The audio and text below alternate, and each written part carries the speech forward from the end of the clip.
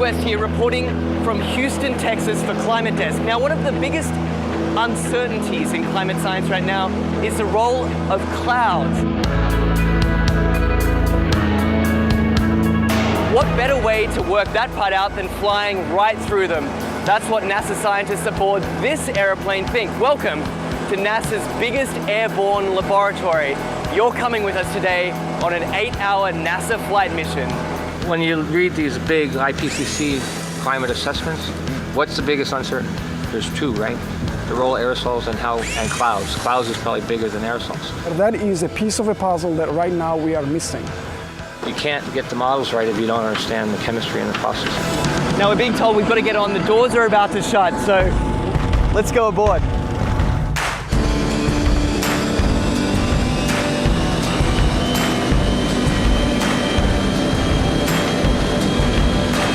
Every time you turn on the weather, every time you hear a climate change prediction, that information has to come from somewhere. And it starts by getting sucked out of the air from planes like this.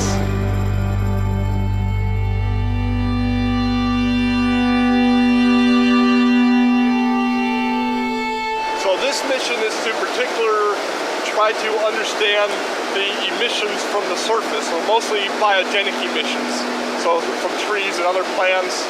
Right now we're flying to our very first part of this experiment on the DC-8.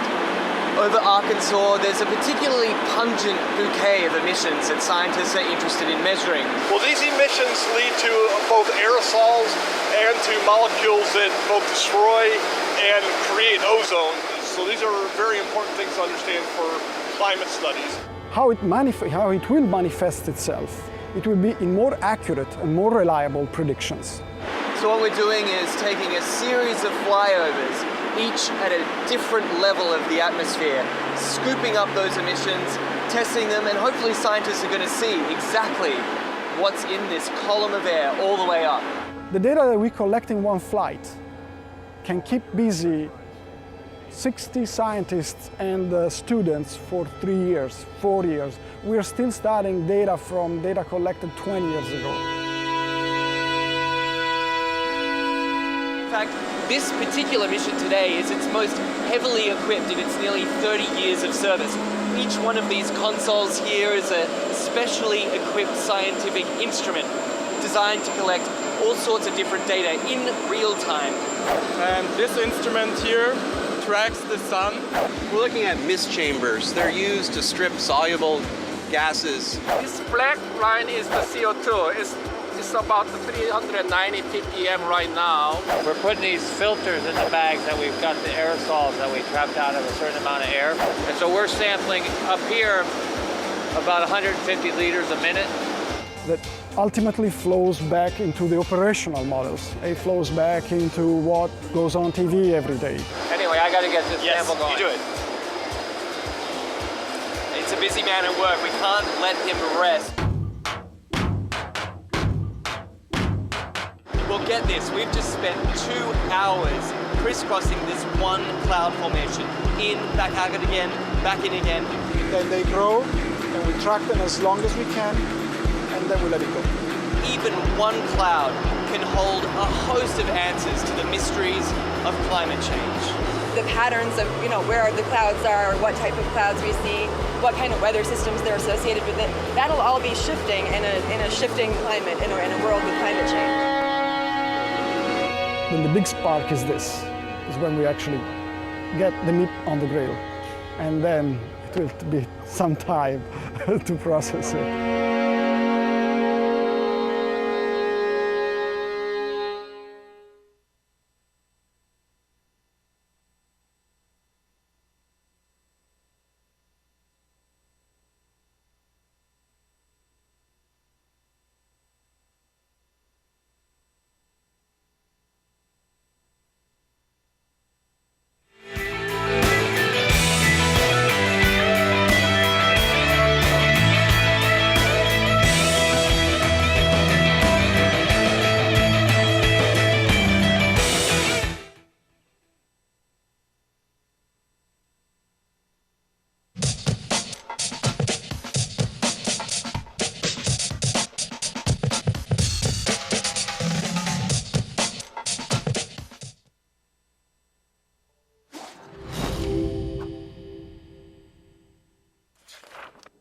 In 1920s America, the Great Depression effectively erased consumer demand.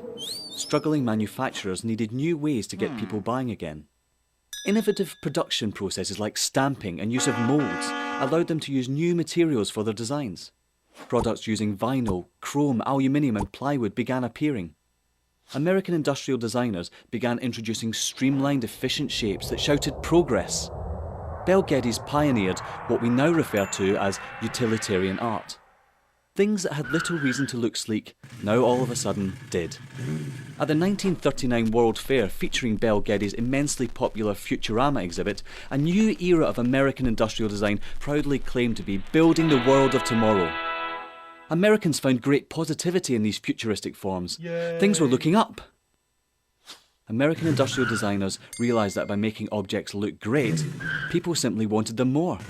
From cars to kitchen appliances, the most influential society on earth was spending money again. Mass consumption had arrived.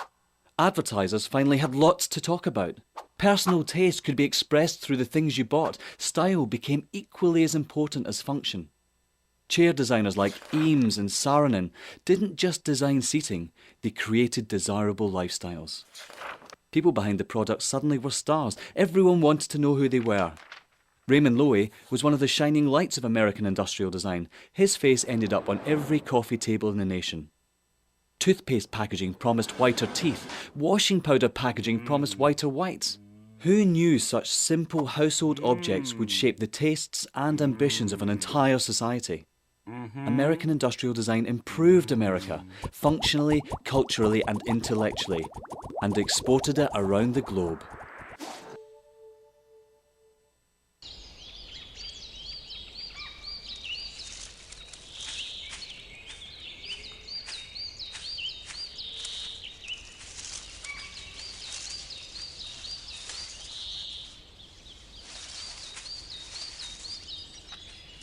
At Earth Justice, we defend the environment in the courtroom. Join our fight. When you take a seat, you take a stand. Earth Justice, because the Earth needs a good lawyer. Tune into Free Speech TV for Democracy Now!, a national, independent, award-winning news program bringing you people and perspectives rarely seen on corporate media. Grunt work. Love it, hate it, useful, not useful? Necessary. Our social entrepreneurs are people who have been on the front lines of social change. I've learned so much from talking with them. This is Cafe Impact, and I'm Jonathan Lewis. I will say that I think is a challenge for anyone, especially the new workforce as they come in, is the ability to accept grunt work with grace. The most boring, awful details are the most important elements of doing this work. From the way you save names in your Rolodex to the way you bank and you deposit checks. The truth is, this work isn't glamorous, it's rewarding. You don't go into this for the glamour, you go into it for the impact. And so it takes that determination to do the scut work to actually get anywhere. It can be really challenging in a first job for someone who's coming out of finishing school to have the enthusiasm that they do to make the type of social impact that they've dreamed of. And now they're here in this first job and all of a sudden they're shouldered with all this grunt work. And they don't understand and they don't get it and they're resentful. Talk more about the power of answering phones. Sure, I did that myself, took out the trash, cleaned offices when I had to, and it's all good. There's power in being a good team player and in being somebody who sometimes has to support other people's leadership before you get to have your own moment in the sun. Is it hard to wait? It is absolutely hard to wait, especially if you're an alpha female like I am. I think grunt work can help a new employee build trust internally and teach them the nuances of how an organization is run so that they can have a real good sense of what HR is doing, what finance is doing, what all of the other departments are, and that actually makes them a better employee in the long run. So in my role on a daily basis, I literally can be looking at a new venture in software. We could be looking at a microfinance deal. I could be making coffee, taking out the trash, and riding a tractor on any given day. Have you found people who thought it was demeaning that they were given this job, work in the front office and make the coffee when they graduated with all A's from this great university? And, yeah, people like that just don't last very long in our world. If your approach to life is that, you're so smart and you're such a fabulous entrepreneur that you can't understand why people aren't giving you opportunities, it's really hard to advance.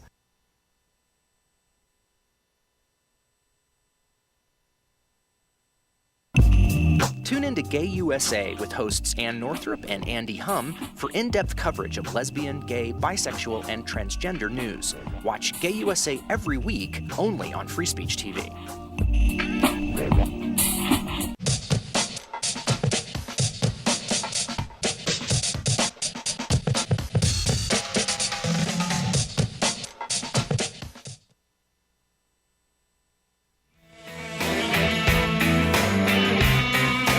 On your TV and online. This is The Bill Press Show. Good Wednesday morning. This is The Bill Press Show. I'm Evan McMorris Santoro, White House reporter for BuzzFeed.com, filling in for Bill yet again. Happy to be back. Bill took his long weekend and extended it out. Smart man. I have to be here working, so we're going to take care of the show for him as much as we can today.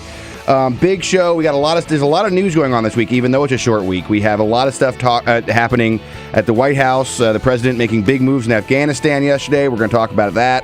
The president has a big foreign policy speech coming up today. We're going to talk about that.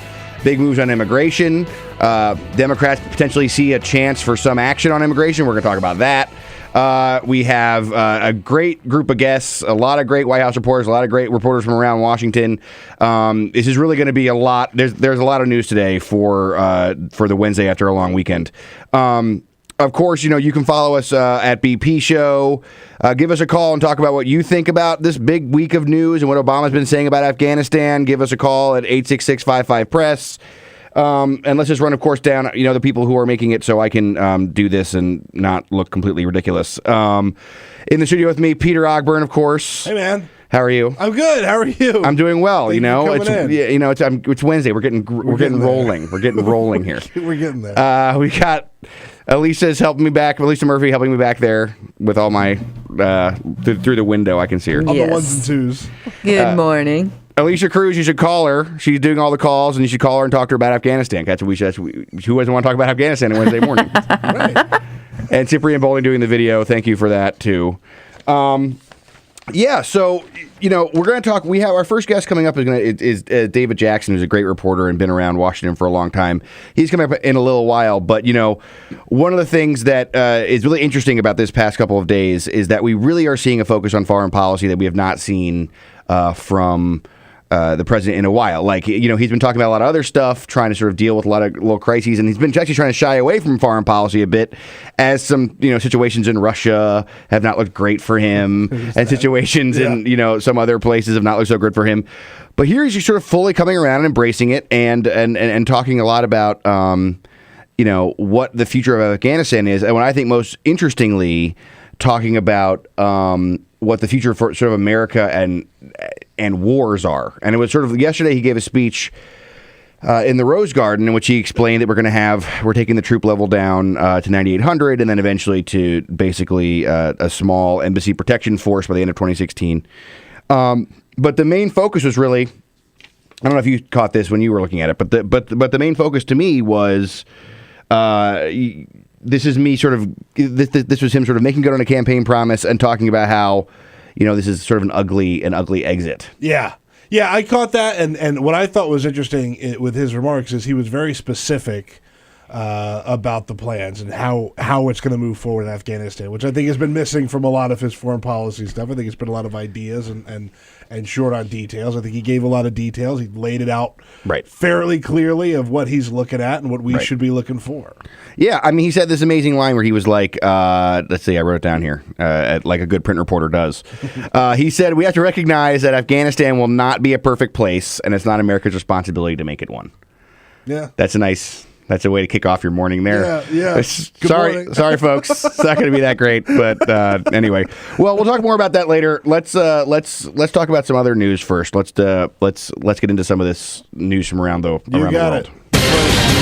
This is the Full Court Press. A couple of other stories making news from the sports desk in the NBA. You might hear my voice is kind of shot. I was up very late last night. I stayed up to watch the Spurs and the Thunder, and that ended with the Thunder tying the series 2 games apiece. Thunder beating the Spurs last night 105-92. None of the Spurs ended up scoring 20 points, which is sort of their magic number. Yeah. One of their big three has to score 20 points to win.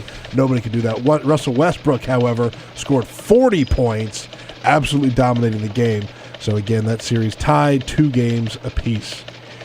Pretty good stuff. I mean, we lost since the Wizards got out of the whole thing. I haven't really been paying that much. Yeah, I'm a Spurs guy. Like I like the Spurs. Yeah. I used to work for the Spurs. I like watching them. But these Western Conference games, man, when they're 9 o'clock starts, they go too damn late. Well, I no offense to our fans in Oklahoma, but I still think the name Thunder sounds like a made-up team name for like a Adam Sandler movie. You know, like it's called Slam Dunk. Yeah. What am I doing on a team? But like he comes in and it's like it's through the Thunder. You know what I mean? So I mean, whatever. I mean, I'm happy. Good luck to the Thunder, but get a name that sounds a little bit less like an Adam Sandler movie. I endorse that. That's my point. I endorse that. Let's say good morning to this man who found the most expensive Starbucks drink that you can order. His name is Andrew. We didn't want to give his last name because of where he works, but he could get a free Starbucks drink with every 12th drink that he orders, right? He's part of their loyalty program. Yeah. So he wanted to go find the most expensive one you could buy, and he got a Sexagon-tuple vanilla bean mocha frappuccino. What? That is 60 shots of espresso. No way. How much is that? It would cost $54.75 for one drink. Oh, so it's $1 more than a small coffee at Starbucks. Exactly. It's actually kind of a bargain when you think about it. The way that he gets away with that is he brought in a 128-ounce glass container, and Starbucks will make coffee in your container if you bring it in. Like if you bring in your thermos or whatever, really? They'll put it in there. So he figured out that if he gets a free drink, they have to fulfill that. So he brought in 128. It's like a vase, basically. Where was this person again? This was. Do we know? No, I'm not sure. It sounds like he hails from your and my neck of the woods. Below the Mason-Dixon. I believe it's below the Mason-Dixon line. If I were a betting man, I would definitely say, south of the Mason-Dixon line. Absolutely. When Venti, what's the big size? Venti? Is that the biggest one? No. What's the super big one? The Venti, right? There's like another one now. Oh yeah, like the tea. Like the big people get. Like the bigger goal. Trenta? Is it Trenta? Trenta. Yeah. Which is literally bigger than your stomach. It's it huge. Literally holds more than your stomach can hold. Yeah, it's that. He definitely is like, give me one of those. When a Trenta's not enough. A coffee milkshake. Yeah. In a vase, basically. Yeah, okay, that's pretty good. All right. All right, and very quickly, we'll take a look at the box office numbers because we have those in from the Memorial Day weekend, and leading the pack is X-Men Days of Future Past. They pulled in $90 million here at home, and worldwide, they brought in $171.1 million. That is not the highest opening for an X-Men movie. The highest opening ever goes to X-Men The Last Stand, which is the worst of the X-Men That's movies. not, yeah. That brought in $102.8 million. Maybe the people still being upset about that is what they didn't. That might be it. As much. That might be it. I saw it over the weekend. I also feel like this is like the 8th reboot. I mean, everything's reboot. I mean, my wife and I talk about this a lot about Spider-Man because my wife is convinced that there's a new Star Wars movie, a Spider-Man movie in the theaters every month. There's like a new Spider-Man every month. She's not far off. She doesn't understand it. She's like, what's going on? There are so many we saw the new Spider-Man movie. Yeah. And it's wretched. It's so bad. With Jamie Foxx? Horrible. And he's a bad guy? Yeah. And he's not that bad, but it's everything else is just terrible. How did, speaking, since we mentioned him, do you have on your list how that new Adam Sandler movie did? It bombed. Hang on. It was a huge bomb. I have the numbers. I thought that was a Saturday Night Live sketch when I first saw the preview for it. It opened with a weak $14.3 million this week. Oh, man. In that movie, he plays for a team called the Thunder. Yeah. It's blended slam dunk. He plays for the Thunder. He plays for the Thunder. Surprising, and he has to use a hockey stick to get the 3-pointer at the end. It's like very misguided. That's good. There you go. That's great. Well, how much time do we have? A little bit of time. Yeah. You got well, speaking of the sports thing, when we came in, you had that great audio of 50 Cent at the Mets game. Holy cow! So since you're talking about the Thunder, we're talking about people sort of doing comical things on sports fields. Yes, we should play this because also what people at the home should listen to for this is that this is like probably the best example of like cliched sports broadcaster voice I've heard in a long time. Yeah, like a total puker. Yeah. So the setup is 50 Cent or 50 Cent is throwing out the first pitch at the Met game, and he winds up and he throws towards the catcher behind home plate, and it just sort of goes hard left. Like he's throwing straight, and the ball just leaves it just goes towards the dugout. It is without a doubt the worst first pitch I've ever seen. Did he like really wind? I mean, it was like a really serious wind up. Like he really thought he was going to. No, it wasn't quite that. But I mean, it was bad. That's bad. Because he just wound up and he threw, and it just somehow. Geometry somehow took hold and it just went zoom off in the wrong way. I don't know what happened. It was a crosswind. So the catcher had to run over and try to get it. Everyone just kind of watched it sail. Oh, nobody even got it. No, nobody could get it. Oh my god! The catcher couldn't get it. It was that far off. That's terrible. It was bad. All right. Well, we got this is what it sounded happened like afterwards. Well, that is 50 Cent. Curtis Jackson. And his first pitch was not great. Just a bit outside. That's not good. What can you say? You think he opened up a little early? Don't get that front shoulder. It's good. He never had a choice between playing for the Mets or being a rapper. So these are sports guys. These are analysis. These are guys. Let's do the whole rest of the show. Well, 50 Cent. That was not good. Like, you do this for a living, and the best you could come up with is that was not good. Well, let's be honest. I mean, so I was watching the Indy 500 over the weekend, as I do on Memorial Day weekend. I was watching it, and I was at a lake house with a bunch of my wife's college friends, and we're sitting there watching it, and one of the analysis guys comes on, and it's like, well, they got 8 laps to go. What this guy's going to try to do, he's going to try to go a little bit faster. Yeah. Get around the other guy and try to get across the finish line first. Ka-ching! Right. Where's my check? So, I mean, these guys are not really, at the best of times. What I think is more interesting about this is, like, 50 Cent has been around for like 20 years. Yeah, he's been around and this guy's still going to be like, 50 Cent?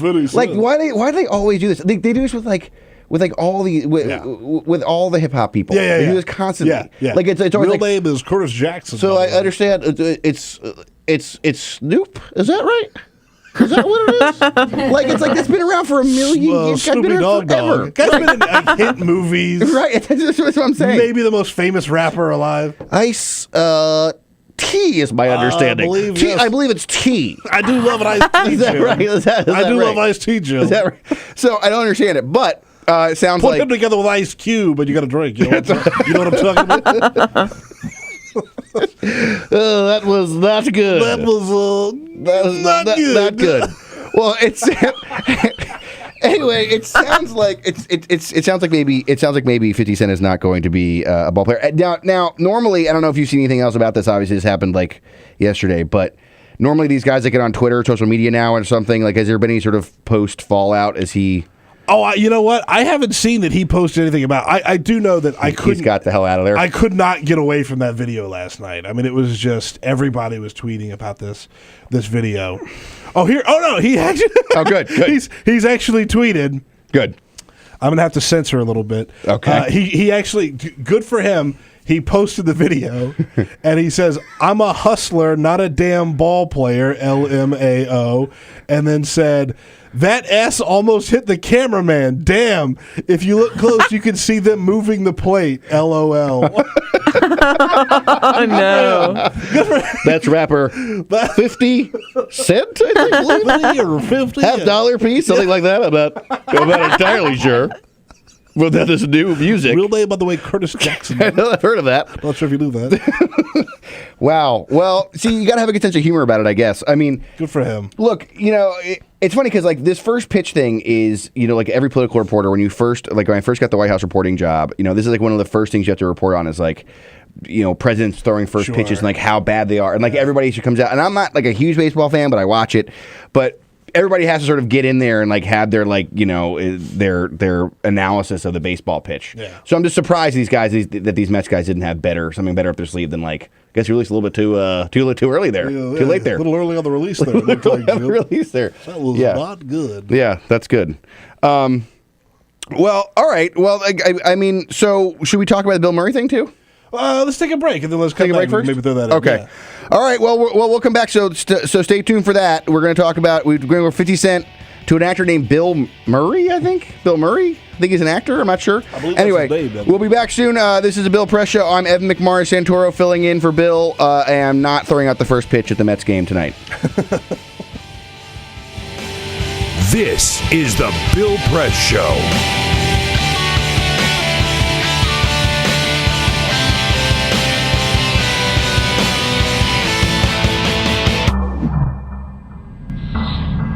You make it sound very easy to take these 90-degree turns in your career. You went from engineering to law. But there's an awful lot of people at that age who feel they're on a track, they've invested time in learning a career, and they need to see it through to the end, or maybe their parents are pushing them to stay in one route. What is your advice for a young person? Stay away from your parents.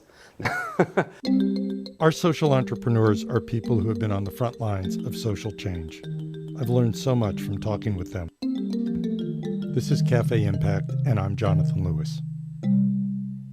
My mom is a pretty spectacular human being. We essentially came to the United States as refugees. And that is when I really got to understand who my mom was as a person. Being a refugee in a foreign country, you would think that it would affect you so much. It was like my mom, nothing changed for my mom. What was really at her core and her center was always being with her kids and getting to spend time with them and making sure that they were okay and making sure that they could still go out and play soccer. I knew that if my goal was to go to Liberia and to work on economic justice so that, kids could go to school and have access to a doctor if they have malaria, that if I bet on their moms, we win. I think I just come from a lineage of kick-ass women is all I can say. My grandmother came to this country from Mexico as a single mom with 5 children. And I, have an amazing mother who had 3 children, was going to school, working full-time. I mean, almost my story. But she did that and got her bachelor's degree at 40. And so I had a great role model. When I came home and told my mom I was pregnant, her response to me wasn't, your life is over. Her response to me is, well, I want a plan. You need to, let me know what you're gonna do about this because you're now responsible for somebody else. I was the first one in my family to go to college, and my parents were very proud of it. They both had to work. My mom in a factory and my dad in the supermarket, and I was their success story. However, on graduation day, they said, are you going to be a doctor? Are you going to be an engineer? You're going to be a businessman? What are you going to, a lawyer? I said, I'm going to join the Peace Corps. And they said, what? My parents were very much opposed to this, and it was very difficult. How much pressure did they put on you? Tremendous pressure. Up until we were leaving from O'Hare Airport for me to go to Peru, my mother questioning me, like, where is Peru? You've never been out of the country. What do you know? Do they have doctors? Do they speak English there? What are you going to eat? You like my cooking? I said, Mom, I'm going to be a pioneer. Why do you always have to be the pioneer? Let them do it. Let them come back, and then you go. I said, no, I want to be the first to go. I grew up in a pretty rough neighborhood, so there was a lot of gang activity, and one of my friends actually was murdered on a basketball court when a 15-year-old child shot him in the back of the head. And I was just hopeless. And my mom actually, she brought me to a place of empathy for the kids who were involved in actually murdering him, because my mom sort of said, look, where do you think those kids are coming from? And then she said, so if you're angry about it, do something. Actually change the way this world works.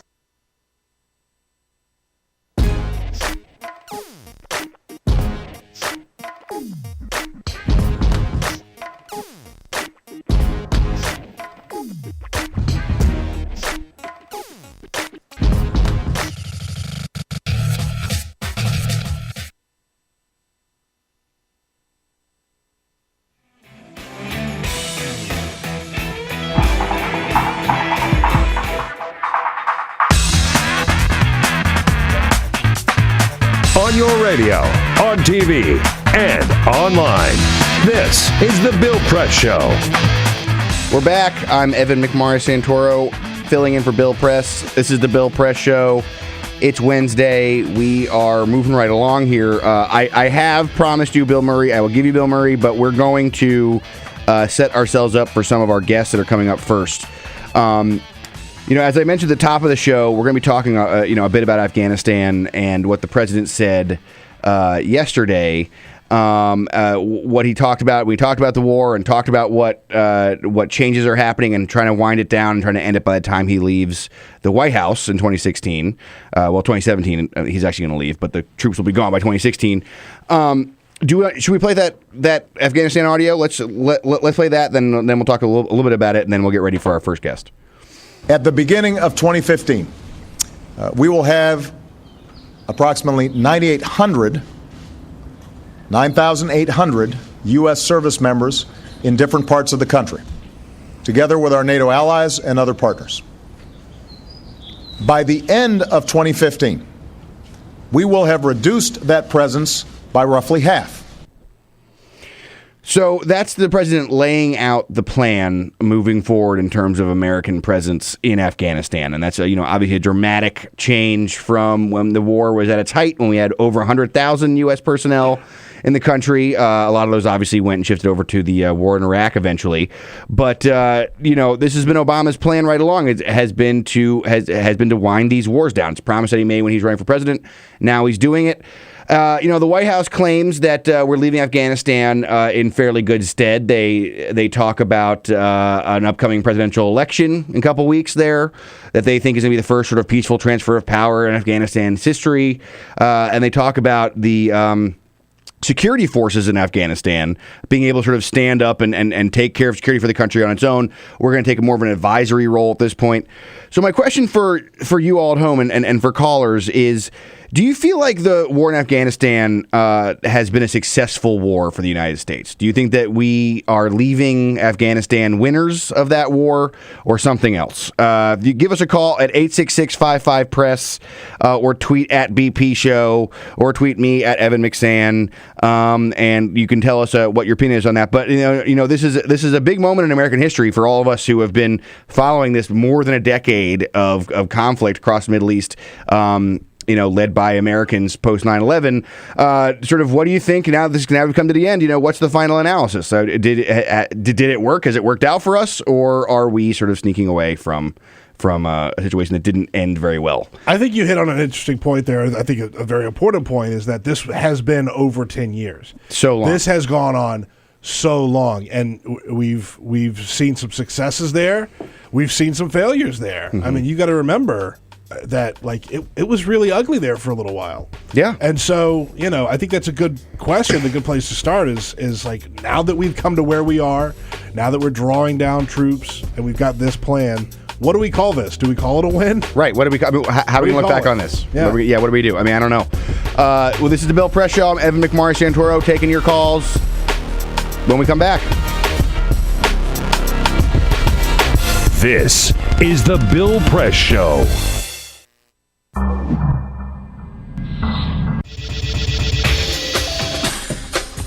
Tune into Free Speech TV for Democracy Now!, a national, independent, award-winning news program bringing you people and perspectives rarely seen on corporate media. I talk to undergraduates and graduate students who are desperate to go out and start something and build something and be the one to come up with that silver bullet solution. And I just want to say, slow down. Our social entrepreneurs are people who have been on the front lines of social change. I've learned so much from talking with them. This is Cafe Impact, and I'm Jonathan Lewis. Most of the people you're talking to who want to come into the social change space, are they prepared? If you're early in your career, there's a couple of really important things to do. The first one is just to shut the hell up and don't talk for about 5 years and work really, really hard. The only way you're going to be given more difficult things to do is by solving the ones you're already given. And if you're somebody who's always complaining or wants to be promoted above where they really are, you can't learn enough to start to take on a greater pool of responsibilities. Advice you would give a person coming out of college is go work for other people, make your mistakes on their dime. That sounds like me, absolutely. It does sound like you. And you know who that came from is one of my board members, Eric Buttline. Eric had seen me start a few companies as a young kid. I mean, I started my first real company when I was 16. And Eric said, "Chid, do me a favor. I know you have this thing in your head that you think you're this great entrepreneur, but like go work for somebody for a little while and just learn how things are supposed to be done. And when you're done with that, let's have another conversation about, you know, your next venture." And I think another thing to remember, and this is something that I've really only learned in the past couple of years, is that although the problems are urgent and so important for us to address, I need to have more patience. I'm not going to solve those problems on my own. You're not going to solve those problems on your own. I'm an apprentice in all of this. You know, I'm an apprentice in life. I'm an apprentice in problem solving. I'm not going to change the world until I'm at least 65. That's my goal at this point.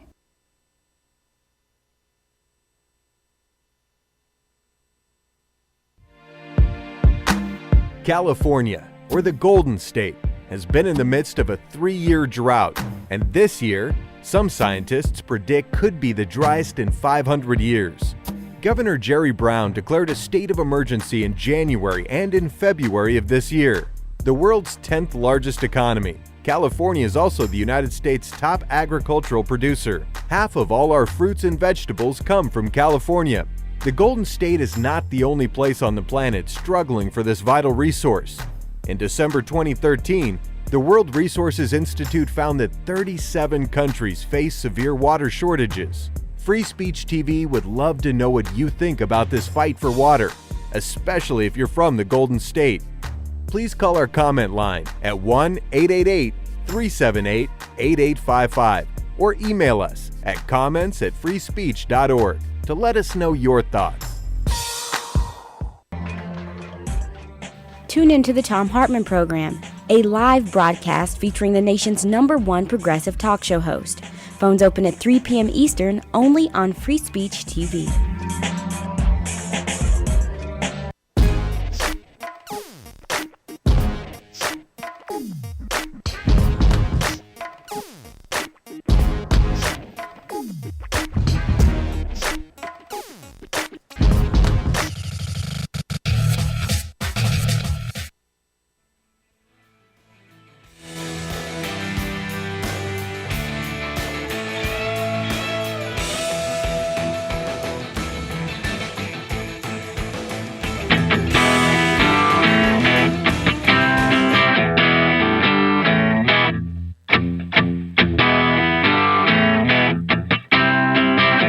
Seen on Free Speech TV and online on TawkrTV. This is the Bill Press Show. Good morning. It's the Bill Press Show. I'm Evan McMorris Santoro. We are halfway through our first hour, and it's been good. We've talked about 50 Cent. We've talked about Adam Sandler. We talked about the name of the Oklahoma City Thunder being a terrible basketball team name, and we've talked a bit about Afghanistan. And we talked about Afghanistan a little bit at the last segment. I threw out the question for our listeners, 866-55-PRESS, or tweet us at BP Show. The question is, what do we call the war in Afghanistan now that we are winding it down? Does America view this as a success or as something else? And what word would you use to describe the end of the war in Afghanistan and what it means for American history? So give us a call, 866-55-PRESS, or tweet us at BP Show if you have any comments. Let us know what you think about that. along with the Afghanistan news yesterday that dominated much of the news, there was something that Obama did sort of later in the day that could have a big impact on the rest of the legislative calendar, the rest of this year. We sort of look at this 2014 as a year where nothing's going to happen in Congress, kind of like last year, and kind of like the year before that, and sort of like the year before that. So, but we're sort of looking at it. But the president has been really interested in trying to get immigration reform passed, and there's a very interesting thing that happened in Washington over the past couple of months, which was that as the Republicans sort of stepped up their opposition to immigration reform, the immigration reform advocates stepped up their pressure on the White House to take executive action on their own. One of those actions was to wind down deportations and stop the deportations.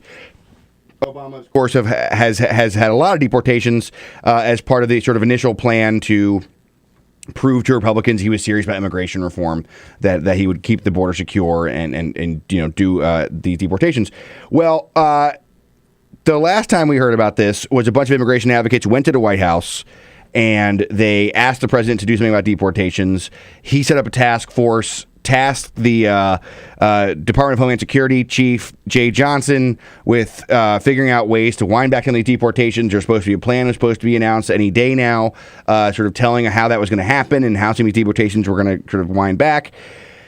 Yesterday, they said that they're going to wait till at the end of the summer before announcing this new change in the deportation plan, and that came from pressure from Democrats who want on Capitol Hill who want Obama to wait because they say that this deportation plan will end any possibility of immigration reform passing Congress. So now we're kind of back to this weird position where maybe in the next couple months they're saying, like we're setting this deadline for the end of the summer to maybe do something about immigration reform. So that's back on the calendar. Are you optimistic about big legislation moving through Congress? No, not even a little bit. What a cynic. Maybe I'm a little cynical. What a cynic. Maybe I'm a little cynical. You're saying that John Boehner cannot move huge legislation that the Tea Party doesn't want through the Republican Congress and to the White House. I don't. The president's desk. mean, like, if they haven't gotten immigration reform done by now, I don't know what it's going to take. I really don't know what it's going to take. And like you look at some of the Texas elections last night, there were so many guys that lost their bid because of the immigration issue, and they supported a little more leniency towards undocumented people here, and in Texas, it's a big deal. Yeah, they haven't moved at all. I mean, a lot of the base hasn't moved at all. You're exactly right. I mean, I would say ever since. I mean, I've always viewed this as. I mean, I covered 2012 extensively, and ever since. Maybe your listeners remember this when Rick Perry was on the debate stage and talking about the DREAM Act that he signed as governor of Texas, and said people who were against it didn't have a heart. Yeah. And I was at the debate. It was in Florida, in Orlando, and I was there for covering that debate. And the day before the day before Rick Perry said that, the crowd was completely over the moon loving Rick Perry. Like, where you walked in this whole huge Republican complex, Rick Perry, 2012, the huge T-shirts, banners, everything. The day after he said it, it was like it was Bill Perry. Yeah, nobody cares. Like, exactly. It was like they found out. It's like finding out that like magic isn't real or something like that. Like there was something real, like wrestling is fake or whatever. Right, they were so sad. They was like wanted their heads down. They hated him immediately. And since that time, I think that every Republican politician remembers exactly that moment and what it was like, how his fortunes changed on a dime. That's amazing. And so now you have Republicans sort of knowing that they kind of had to do something about this because they've been told by every expert they've brought in about how to win elections that they have to do something about immigration reform, that they have to keep talking about it, but they can't seem to come together and actually do something about it. Meanwhile, you have this really interesting pendulum swinging where, last week, the immigration reform advocates were happy with Obama because he was about to do the deportation plan. And then this week, just last night, I got a bunch of emails from immigration reform advocates that were just blistering at the president and attacking sort of labor unions that have been advocating for more time to get more legislation through.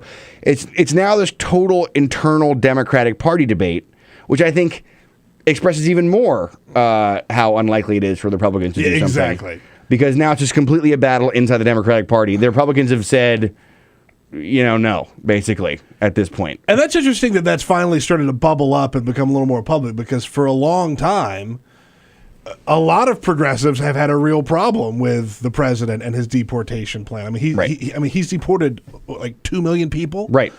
I mean, this is not a guy who has been very lenient on the whole illegal immigration thing. Right, but the plan was always, he always said, look, we're going to do this, and then that's going to make the Republicans get interested in immigration reform. And if after the 2012 election, when Romney got such a minuscule portion of that vote, of the Latino vote, if that didn't move them, then it's surprising as what will. But nevertheless, for some reason, hope springs eternal in the halls of Congress, I guess. And, a lot of powerful Democrats like Chuck Schumer and others pushed the White House to back off this deportations change until they could really be sure that immigration reform is dead. When you see the way that these like budget deals get done and raising of debt ceilings, it's like a last minute Hail Mary. Mm-hmm. Okay, this sucks, but let's get it done. It's 2 a.m. Yeah. Right. Yeah.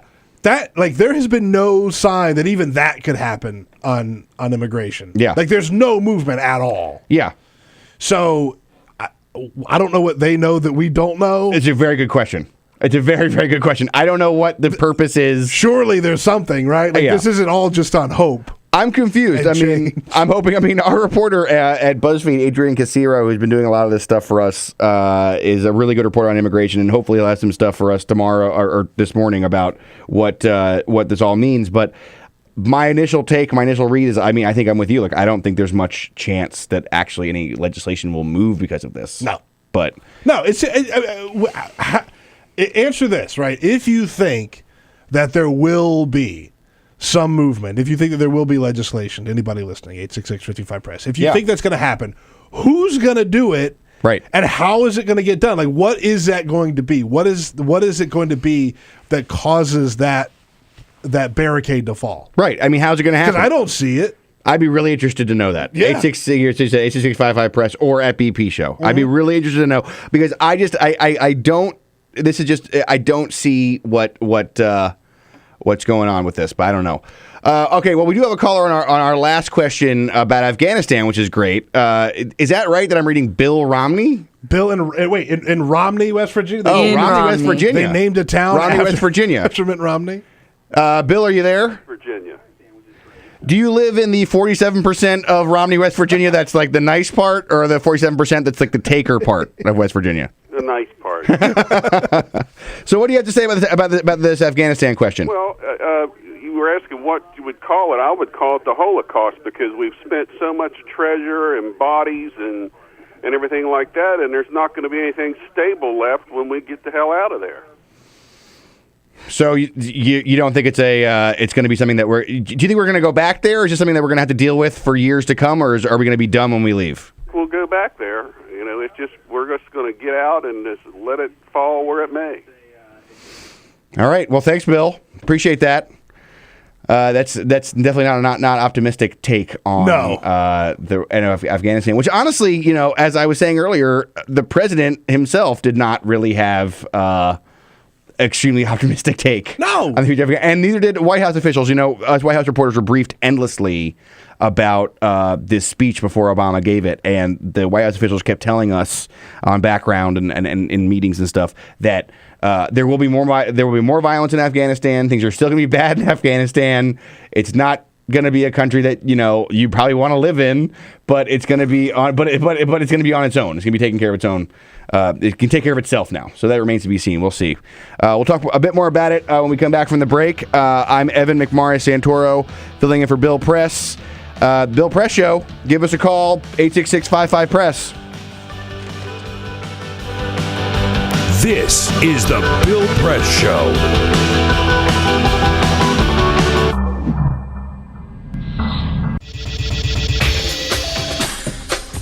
Tune into Free Speech TV for Democracy Now!, a national, independent, award-winning news program bringing you people and perspectives rarely seen on corporate media. I'm the retired bishop with the Episcopal Church as the bishop for all chaplains in federal service. I read that there was a group of people that represented a sense of injustice that I had. We'd lost Zuccotti. I mean, there was a kind of a hope that maybe Trinity Church would be gracious and give refuge. We picked this day where we would gather and demonstrate that Trinity was closing its ears to what was happening. We marched around the block, and I realized that, my goodness, they're carrying a ladder. And I thought, well, this is the moment.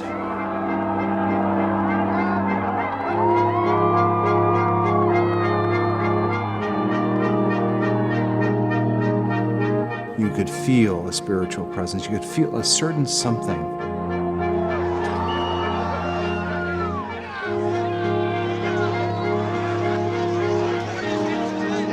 And then the cops came in. It got brutal. I'm with you right here. Robin, I'm here.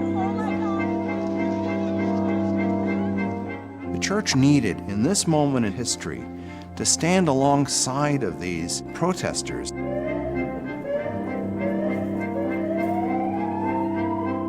truth of Christ is found in the pews, is found in the institutional church, but it is also found in the streets. It's found in the honesty and the integrity, the insistence of people that you find in Occupy Wall Street.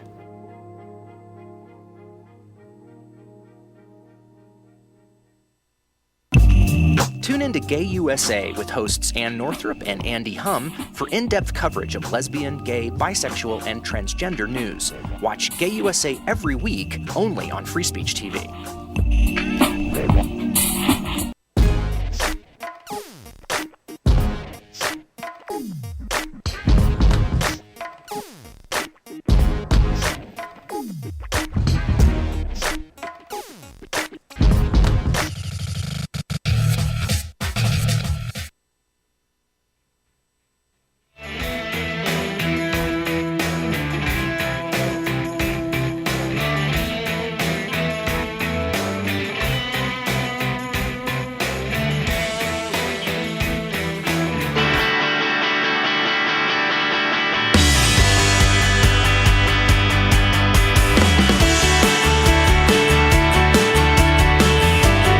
On your radio, on TV, and online. This is The Bill Press Show. This is The Bill Press Show, but I am not Bill Press. This is Evan McMorris Santoro, BuzzFeed White House reporter, filling in for Bill. Happy once again to be given the chance to sit in his chair and hang out with his crew and just have a good time. We've been having a good time for 47 minutes, and now we're gonna have we have much longer to go, a long way to go. It's all downhill from here.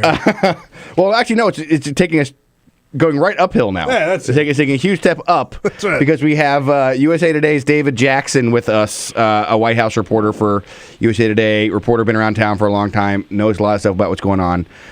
So, David, are you there? I'm there. I'm here, Evan. Thanks for getting up. How you doing? Hey, no problem. Pretty good. How are you? I'm doing well. I want to talk to you a bit. So we have been talking a bit this morning about President Obama's Afghanistan speech yesterday, and sort of what he said and what he suggested about the future of American foreign policy from it, and what he's about the past of American foreign policy. When you were watching the speech, what do you think is the big takeaway for the next few years of American involvement in American foreign policy from that speech? Well, we won't be sending troops overseas anytime soon, I don't think, unless we're directly attacked. So I think that was part of it. It's just a huge pullback of the at least the overt American military presence. Now, there are a few people around town who will remind you that we've got troops in a lot of places that are doing stuff kind of on the QT. So, but in terms of big military involvement, I don't anticipate. I think it'll almost be like after the Vietnam War, when the United States went into a bit of a regression for several years. I don't think you'll see any major troop commitments for quite some time. Yeah, and beyond, there was some pushback, I guess, we heard from some Republicans that said, we shouldn't set arbitrary timetables to leave a war, and that this is a strategic blunder.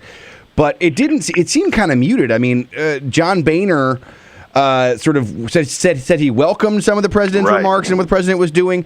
I mean, do you feel like that there's going to be a big fight about this shift away from sort of military action that Obama has sort of been telegraphing for a long time? No, I don't. Beyond John McCain, no, I don't get that sense. I think Boehner's more where the Republicans are at. I mean, you got on the campaign trail and you hear an awful lot of Republicans talking about that we should have gotten out of Afghanistan quite some time ago. So I think it's going to get a pretty good level of bipartisan support. Although there will be McCain and others who will be out there talking about it. They talk about what a mess things are in Iraq right now, and they're going to say we're going to see some of the same kind of things in Afghanistan. Although some of the latter depends on what happens after this presidential election. I think there's some high hopes that the new leader of Afghanistan might be a little more cooperative than Karzai has been. Yeah, I mean, that's I thought that was one of the most fascinating parts about this whole thing was, of course, Obama's relationship with Karzai. Obama went to Afghanistan over the Memorial Day break to see the soldiers there, and he met with Karzai, but behind the scenes, right? They didn't phoned him before leaving on Air Force One. He phoned him before leaving on Air Force One. Even better, he called him for it. Yes. Yeah. There hasn't really been a partner that the White House has felt was reliable there for a long time. No, they've already gotten past Karzai. A lot of this was moved up, Evan. I think that Obama was thinking about doing a lot of this stuff maybe in the August, September timeframe after the Afghanistan election. But there's a runoff going on in Afghanistan now, and both presidents have pledged to sign this post-combat security agreement with the United States. So they're not like Karzai. They're going to sign the agreement to let some U.S. soldiers stay. So I think that they're feeling the White House, let's go ahead and move this up, make the announcement, realign our foreign policy, and get things done. And Karzai has been an afterthought at this point. Yeah. Now, you mentioned, obviously, we talked about at the beginning about the idea of, there won't be maybe as much U.S. troops being sent overseas in the coming time. But I wonder if you could just characterize the or compare and contrast the tone of Obama's speech yesterday with what past presidents have said. Because to me, when I was listening to it, I was amazed at, both from the president and from the White House, the amount of caution, saying that Afghanistan will be dangerous, Afghanistan won't be a perfect place, Afghanistan is not going to be necessarily fully functional, it'll have enough of a system to protect itself, whatever. What did you think of the tone that the president was granting? I mean, it felt like he was trying to, really trying to set people up for more bad news coming out of Afghanistan. I think that's true. I think that covers it. I think he's trying to address the concerns that McCain has laid out, that there's going to be more violence in Afghanistan. We're telling our enemies when we're going to leave, and there probably will be more violence. And I think President Obama is bracing people for that. He's just saying that the war's gone on too long, and he also said we're not obligated to create a perfect Afghanistan. So Afghanistan won't be perfect, and that's not our job. Our job is to give them a chance, and that's what we've done. So I think that he's basically, a lot of Obama's statements are this is an imperfect world, because they feel like the Libya operation, for example, was a success. The international coalition was put together. Gaddafi was forced out. They prevented a lot of violence against citizens there in Libya. But as you've noticed, there's problems in Libya since then, whether it's the Benghazi explosion or other terrorist attacks. Mm-hmm. They feel like Syria was a success, even though a lot of people criticize Obama for that. Obama opted against any kind of military strike against Syria, but the Russians and Syria struck a deal to remove chemical weapons from there. So I think the president's message is things are messy, but the U.S. is better off when we go in as part of an international group to try to address these problems. Yeah, I think that messiness is really, that's a definite change. All right, man. Well, thanks a lot for coming on. That was great. Thanks for filling us in, and I will see you around the White House soon. I haven't been there as much lately, but I'll be around. All right. Well, we'll look forward to you, Evan. Thank you, sir. Talk to you later, man. Thanks for coming on. That was David Jackson from USA Today. Great reporter. Follow him online at DJ USA Today. Just a guy who knows a lot about Washington and a lot about what's going on. I'm Evan McMorris Santoro, filling in for Bill Press. This is the Bill Press Show, and we'll be back soon. This is the Bill Press Show.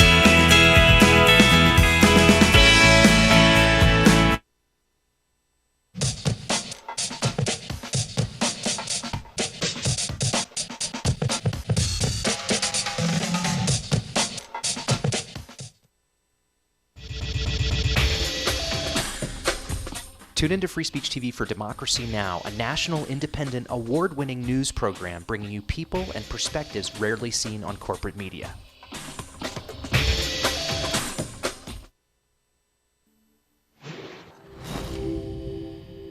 Bauhaus was one of the most definitive design movements of the modern age, reaching its peak between the two world wars. The word Bauhaus, loosely translated from German, means house of construction or school of building. Bauhaus was a new type of art school. Historically, European art academies taught each design subject separately. The Bauhaus offered foundation training in many art and design disciplines. They believed in variety. Understanding mass production was part of the curriculum, and the school sought to develop students who could unify art with craft while embracing new technology. It was also the beginning of the art school as an alternative way of life. Germany at that time was a pretty conservative place. And before the Nazis said "Nein" to the Bauhaus, it was arguably the most celebrated art school in the world. Bauhaus thinkers believed the world needed to be fundamentally rethought. Unnecessary ornamentation was out. Minimalism was in. Good design required simplicity and geometric purity. One of the best known icons of Bauhaus design is the cantilevered chair. Designed by someone named Breuer, it was inspired by the steel tubes of his bicycle, and ultimately led to the first lightweight, mass-produced metal chair. Despite his success, Breuer concluded that eventually chairs would become obsolete, and everyone would soon be sitting on supportive columns of air. Bauhaus was all about innovation and inspiration. Nowadays, Bauhaus influences can be seen everywhere, from road signs and graphic design to big windows and even bigger buildings. In architecture, the international style, as it became known, influenced skylines the world over. Bauhaus was about ideas, reform, exploration and vitality, about making more tidy sense of the rapidly evolving world around us, and giving us more cool stuff for our apartments.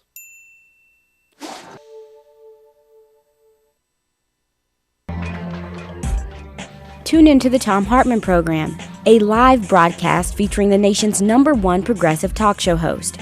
Phones open at 3 p.m. Eastern, only on Free Speech TV.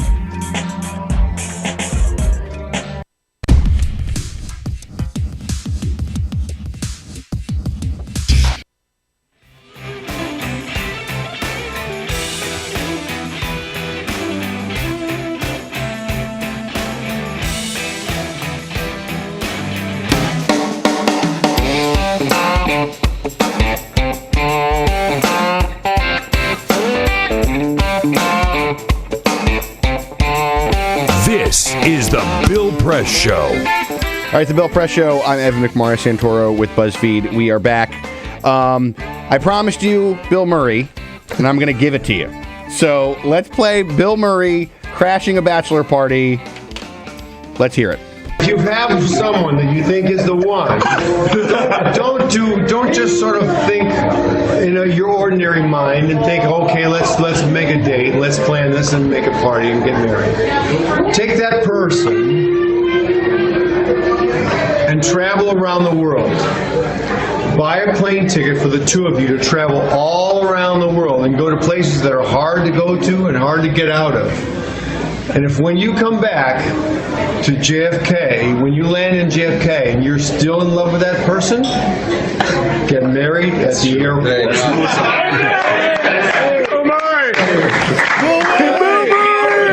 Bill Murray and EJ, right? Yes, thank you. That's unbelievable. What's your last name? Kelly. That sounds lucky.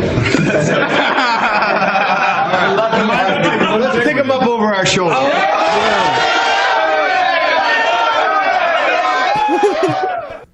As one person on Twitter pointed out, by the way, eat, drink, and Bill Murray, which is a good... Oh, that's cute. It's a good little... I think it's good advice. Yeah, I sure. mean, trust me. I mean, weddings cost as much as a round-the-world flight anyway. You might as well skip it. Yeah. And get married in the airport. Exactly. You know? They got bars in the airport. Yeah. Have your friends come out. He's smart. Everybody, gets the TSA line. Sounds good. Anyway, it's Bill Press Show. I'm Evan McMorris Santoro, back next hour with a lot more stuff. So stay tuned. This is the Bill Press Show. You wouldn't let money just blow out of your house. So when your AC or heater is on, make sure the doors, windows, and fireplace flue are shut tight. If you're headed out, turn down the AC or lower the heat by 10 degrees. And always keep your water heater set at 120. A little bit of common sense goes a long way. Get more great tips at energysaver.gov. So, I'm kind of new here, but I've noticed a trend. My human does this funny thing where she goes around and gets all my toys, and then she hides them in that basket by the door. But it's always the same basket, and it's always in the same place. And then she acts so surprised when I find them, but, she's putting them in the same basket. Again. It's like, hello, that's where you put it last time. You were the worst at hide and go seek.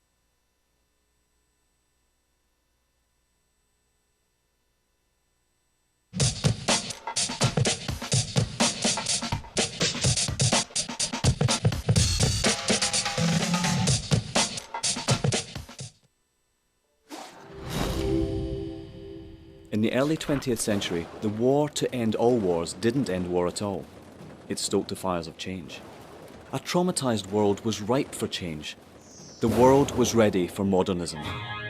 Modernists wanted to forget history, or at least reinterpret it. More than just a style, modernism applied to virtually all forms of creative expression. Innovative artists like Picasso, Escher, Dali, they all started looking at their world differently. Other artists tried painting light itself. These were the Impressionists. Surrealists went a bit further. We had entered the age of the isms: Cubism, Symbolism, Futurism, Constructivism. All these new modern ways of looking at the world blew people away. When it came to architecture, modernists were intrigued by emerging technology. Concrete, glass and steel featured heavily in their buildings. Modernists believed that they could design a better society. Ornamental indulgence was considered a frivolous waste of effort. They thought function should always dictate form, and that mankind's intelligence, creativity and capability for radical thinking should be celebrated. Take the Russian inventor Georgy Krutikov. He suggested an idea for a city held aloft by electrical currents. This at a time when there was barely enough wattage to keep the lights on. Not everything they designed was a resounding success. But you could argue modernism was the single most influential movement of the 20th century. From house music to housewares, tables and chairs to graphic design, all have been created by the aesthetics and ideas of modernism.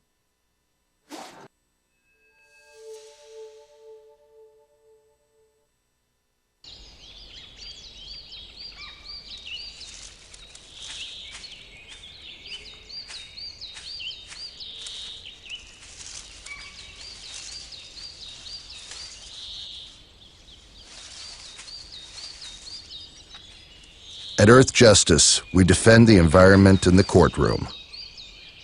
Join our fight. When you take a seat, you take a stand. Earth Justice, because the Earth needs a good lawyer. Tune into Free Speech TV for Democracy Now!, a national, independent, award-winning news program bringing you people and perspectives rarely seen on corporate media. Grunt work. Love it, hate it, useful, not useful? Necessary. Our social entrepreneurs are people who have been on the front lines of social change. I've learned so much from talking with them. This is Cafe Impact, and I'm Jonathan Lewis.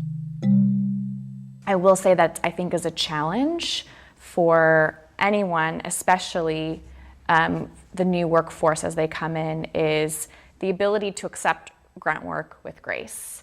The most boring, awful details are the most important elements of doing this work. From the way you save names in your Rolodex to the way you bank and you deposit checks. The truth is, this work isn't glamorous, it's rewarding. You don't go into this for the glamour, you go into it for the impact. And so it takes that determination to do the scut work to actually get anywhere. It can be really challenging in a first job for someone who's coming out of finishing school to have the enthusiasm that they do to make the type of social impact that they've dreamed of. And now they're here in this first job and all of a sudden they're shouldered with all this grunt work. And they don't understand and they don't get it and they're resentful. Talk more about the power of answering phones. Sure, I did that myself, took out the trash, cleaned offices when I had to, and It's all good. There's power in being a good team player and in being somebody who sometimes has to support other people's leadership before you get to have your own moment in the sun. Is it hard to wait? It is absolutely hard to wait, especially if you're an alpha female like I am. I think grunt work can help a new employee build trust internally and teach them the nuances of how an organization is run so that they can have a real good sense of what HR is doing, what finance is doing, what all the other departments are, and that actually makes them a better employee in the long run. So in my role on a daily basis, I literally can be looking at a new venture in software. We could be looking at a microfinance deal. I could be making coffee, taking out the trash, and riding a tractor on any given day.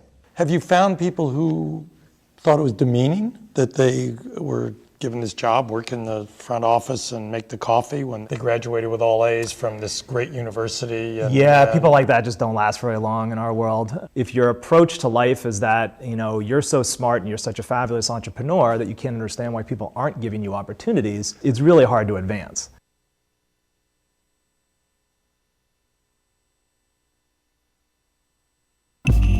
Tune in to Gay USA with hosts Ann Northrup and Andy Hum for in-depth coverage of lesbian, gay, bisexual, and transgender news. Watch Gay USA every week, only on Free Speech TV.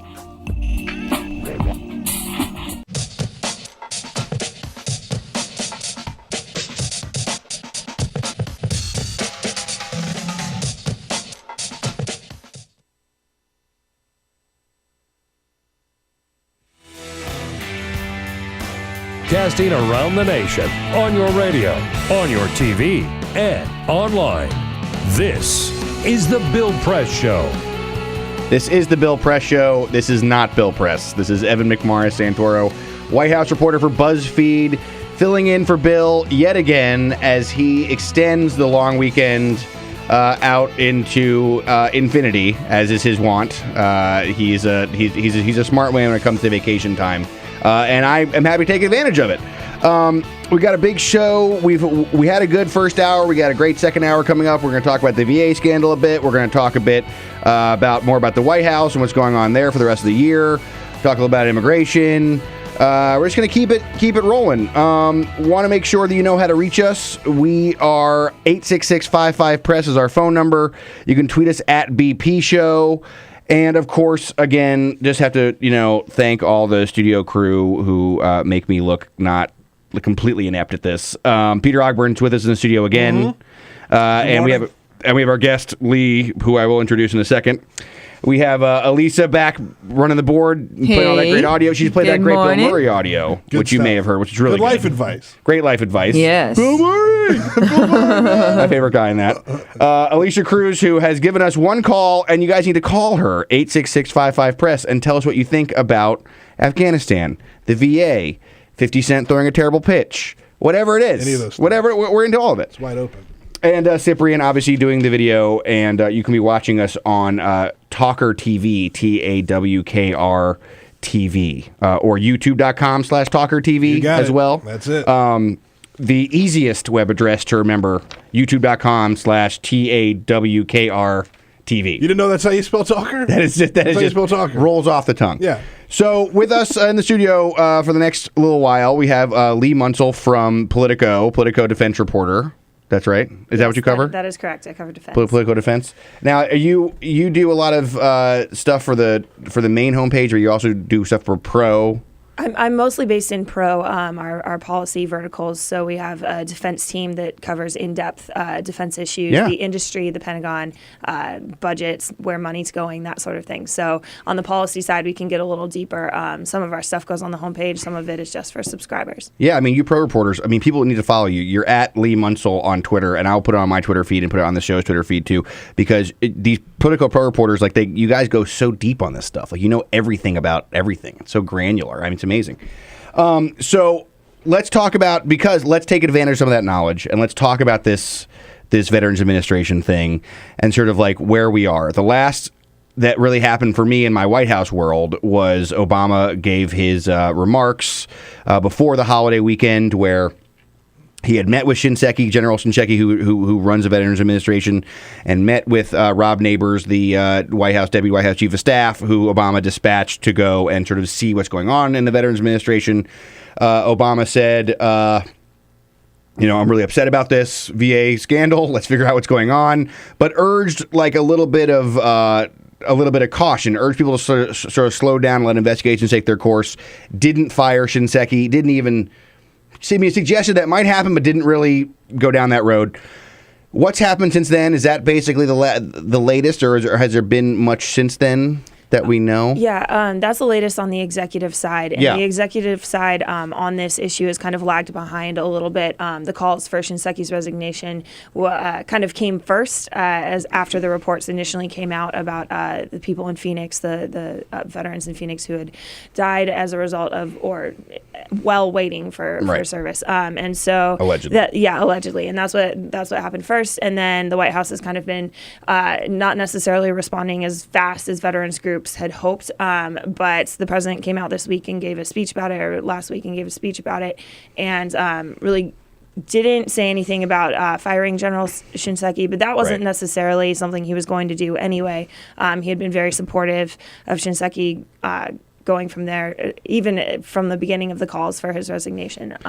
So what's going on now is that the Hill is looking into this. So tonight there's going to be a hearing at 7:30. The House Veterans Affairs Committee is going to look into this, and they actually asked for several VA officials to come and testify last week, which they didn't do. And then now they're going to issue a subpoena if they don't come tonight to talk about it. So the technical title of the hearing tonight is about to hear testimony on the lack of response, essentially, to the subpoena. So so they're going to talk about that. Maybe they'll show up. Maybe they won't. It seems like that it's fairly likely that they'll show up because it's either today or Friday they have to come. What was the reason for the VA officials not that they gave for not going to testify before? Do you know? I'm not sure that they even gave a reason. I would imagine it was a timing thing or just not wanting to respond right away. Right. If you don't have to come to the Hill and get berated by congressmen, you technically. I guess that's true. Don't always. Yeah, you don't always want to show up. So Congress is now really getting involved and stepping into this quite a bit, right? And it seemed to me that the earliest parts of this, and I don't want to focus all on Shinseki, that's what everybody seems to do. I don't want to focus all on that, but it seems early in this, there was some confusion as to whether or not they were going to call for Shinseki's resignation. There was some Congress people who said that he should resign, then Boehner sort of stuck with him. Has that all sort of started to shift now towards just get rid of Shinseki? Is that sort of like a more universal outcry now? Not necessarily. So we still have that divide. Boehner's an interesting barometer of this because he initially said, I'm not ready to make that call yet, and now he has said in the past couple of days that he's getting closer to making that call, but he's not there yet either. And a lot of longtime kind of defense washers, John McCain for one, have just said, we need to find out what actually happened before we call for a resignation. And there's a lot of this kind of headhunter mentality that let's take out Shinseki because clearly he's responsible for this, but there are a lot of defenders in the House and Senate of Secretary Shinseki and what he's done at the VA over the past several years. So there's kind of a bit of both going on, and the sides are drawn pretty clearly. It wouldn't be uncharacteristic of the president to sort of get this problem fixed and let Shinseki stay there, and then a little bit later on down the road say, okay, now it's time for you to go. That'd be the HHS model. That's it, yeah, the Sebelius model. Yeah. But I wonder, as you mentioned, Leigh, that there isn't totally one voice on firing Shinseki, and that's led to some really interesting kind of messaging stuff going on, though. Like yesterday, what the news was that the senator of North Carolina, my home state, Richard Burr, sent like a strongly worded letter to a bunch of veterans groups for not wanting to fire Shinseki or something like that, and then they got mad at him. Do you know much about this? Have you heard much about this? Yeah, I didn't hear about that one as far as there was something. Reaction. I'll put a link to it on Twitter. But but the point that I'm making about it is that there doesn't appear to be. I mean, as you mentioned, like there are people like McCain talking about when you get to the bottom of this. There's people like Boehner who's been saying what he's been saying.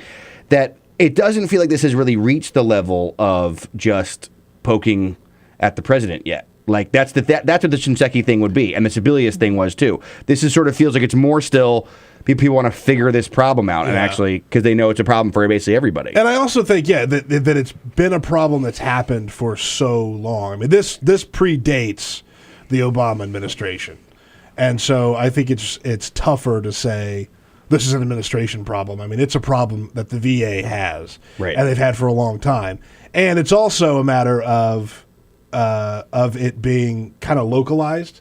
It's not something that you could just sort of wrangle and get control of because there are so many different outlets, right? Yeah, and it's kind of difficult to politicize veterans issues. I mean, you can do it and it's been done, but this sort of thing, it's not necessarily the type of thing you want to jump in and start just poking at the administration on without finding out what actually happened, without finding out what's going on with the veterans and actually trying to figure out the problem within the VA, because now we have all these veterans returning from Iraq and Afghanistan. Right. This issue is only going to compound as far as the backlog. They've made a big dent in the past couple of years. They've reduced it by half, the backlog of disability claims. And so a lot of progress has been made, but the problem is going to get bigger as veterans come back. And so kind of the first priority for lawmakers and for the president is dealing with the issue and not necessarily pointing fingers. Right. Well, yeah, let's talk a bit about this. Is what most interesting stuff is. What do people that you talk to that are, in and around the veterans world or in and around the sort of war fighting world, what do they say about what should be done about this when people that you talk to? Is there any solution sort of bubbling up yet? Well, the veterans groups that have called for this, the Iraq and Afghanistan Veterans of America and American Legion, have been very on the forefront of calling for Shinseki's resignation. I think there's a lot of frustration among veterans groups with these issues, the fact that they're getting worse, and the fact that there's no responsibility being taken by the leadership necessarily. There's nobody's coming out and saying the buck stops here and then kind of falling on their sword for this. So veterans groups have been really frustrated, but I think there's a lot of understanding. Secretary Shinseki is pretty beloved within the veteran community and within. Because he is himself an injured veteran, right? Yeah, absolutely. He's not just the president; he's also a client, sort of. Yeah, exactly.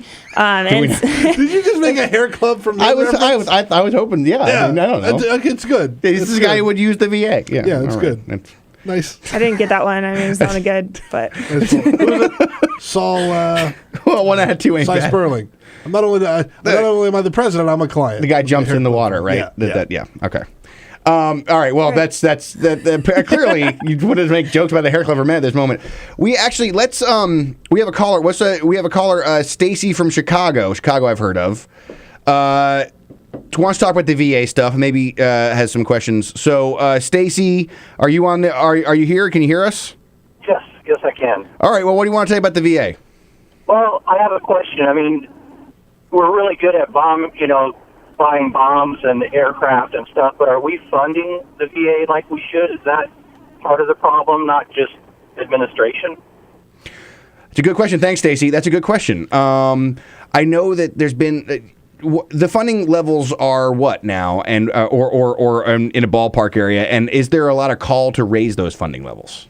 That hasn't been an initial call necessarily from veterans groups. I'm not positive on the top line numbers right now with the VA, but obviously, it's a lot. Yeah, obviously, as he said though, the DoD budget is huge, and so when you're talking about buying weapons, when you're talking about buying tanks, and the F-35 Joint Strike Lightning is a huge program, the most significant acquisition program in Pentagon history. So we're spending a lot of money on the tools of war, but as veterans come back, perhaps we're not spending quite as much, but that's also a different scenario and it's a different situation. And so I think more of the calls that we're hearing are people asking to do better with the money that we have. And there's a lot of understanding that we're in a difficult budget time. There's a lot of understanding that there's not necessarily a ton of money to throw around, but these sorts of issues that we're talking about in Phoenix and other places are the sorts of things that should be preventable given the budget that already exists. It's not the sort of thing that there's just a lack of money and therefore the care isn't happening. These are quality of care issues because of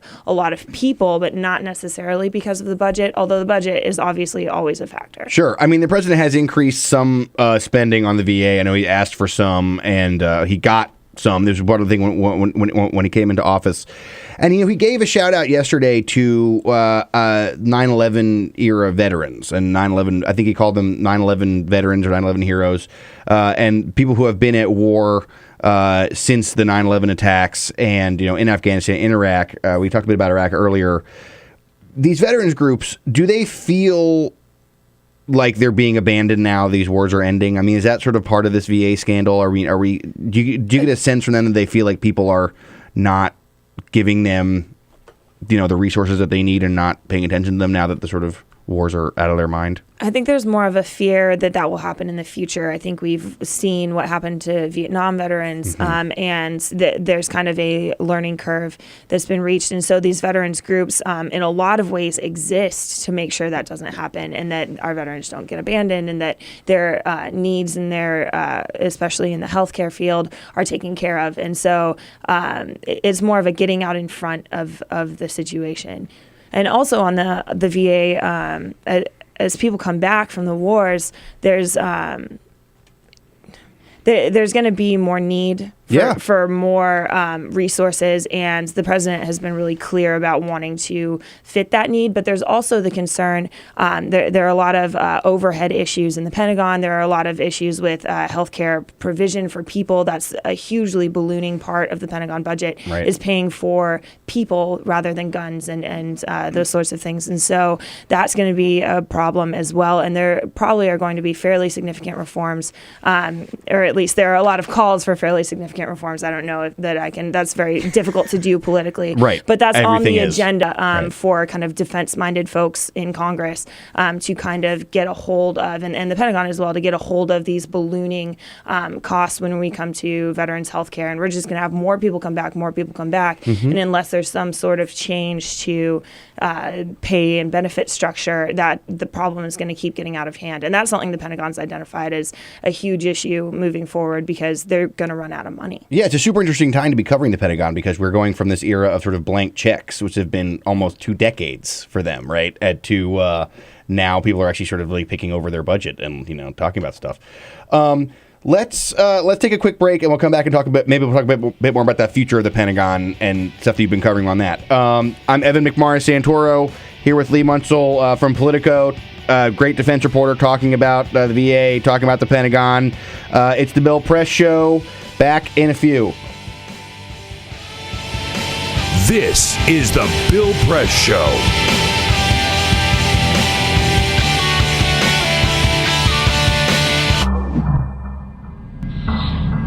You make it sound very easy to take these 90-degree turns in your career. You went from engineering to law. But there's an awful lot of people at that age who feel they're on a track, they've invested time in learning a career, and they need to see it through to the end, or maybe their parents are pushing them to stay in one route. What is your advice for a young person? Stay away from your parents. Our social entrepreneurs are people who have been on the front lines of social change. I've learned so much from talking with them. This is Cafe Impact, and I'm Jonathan Lewis. My mom is a pretty spectacular human being. We essentially came to the United States as refugees. And that is when I really got to understand who my mom was as a person. Being a refugee in a foreign country, you would think that it would affect you so much. It was like my mom, nothing changed for my mom. What was really at her core and her center was always being with her kids and getting to spend time with them and making sure that they were okay and making sure that they could still go out and play soccer. I knew that if my goal was to go to Liberia and to work on economic justice so that, kids could go to school and have access to a doctor if they have malaria, that if I bet on their moms, we win. I think I just come from a lineage of kick-ass women is all I can say. My grandmother came to this country from Mexico as a single mom with 5 children. And I, have an amazing mother who had 3 children, was going to school, working full time. I mean, almost my story. But she did that and got her bachelor's degree at 40. And so I had a great role model. When I came home and told my mom I was pregnant, her response to me wasn't, your life is over. Her response to me is, well, I want a plan. You need to, let me know what you're going to do about this because you're now responsible for somebody else. I was the first one in my family to go to college, and my parents were very proud of it. They both had to work. My mom in a factory and my dad in the supermarket, and I was their success story. However, on graduation day, they said, are you going to be a doctor? Are you going to be an engineer? You're going to be a businessman? What are you going to, lawyer? I said, I'm going to join the Peace Corps. And they said, what? My parents were very much opposed to this, and it was very difficult. How much pressure did they put on you? Tremendous pressure. Up until we were leaving from O'Hare Airport for me to go to Peru, my mother questioning me, like, where is Peru? You've never been out of the country. What do you know? Do they have doctors? Do they speak English there? What are you going to eat? You like my cooking? I said, Mom, I'm going to be a pioneer. Why do you always have to be the pioneer? Let them do it. Let them come back, and then you go. I said, no, I want to be the first to go.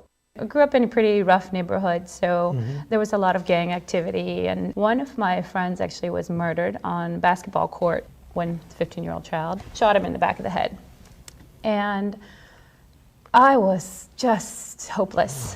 And my mom actually, she brought me to a place of empathy for the kids who were involved in actually murdering him. Because my mom sort of said, look, where do you think those kids are coming from? And then she said, so if you're angry about it, do something. Actually change the way this world works.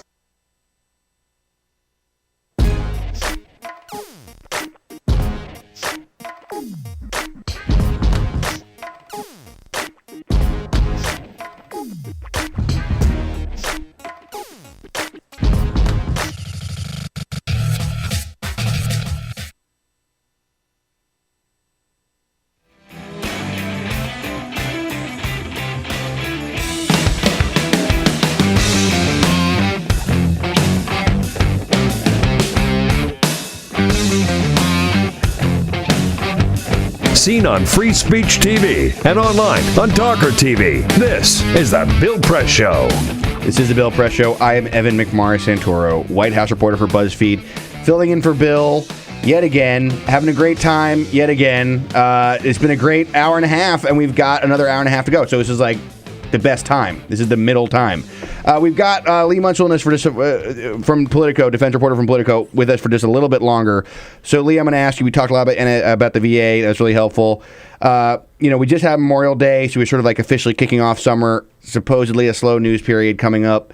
What is the stories on your beat that you're going to be following through the summer that we should be thinking about if looking at Pentagon stuff? Yeah, well, one of the big things moving forward, the president came out yesterday and gave a speech on Afghanistan, and he talked about the number of troops that he wants to leave there. So 9,800 was the number by the end of the year, reduced that by about half by the end of 2015, and then by the end of his tenure, it would just be a very small amount of peacekeeping troops in Afghanistan. So watching the wind down there, watching kind of the U.S. withdrawal strategy is going to be big. And then today, actually, the president is giving a speech at West Point that's going to be kind of the Obama doctrine. I mean, the White House is really kind of setting this up as a way for him to lay out the way that he thinks about foreign policy decisions.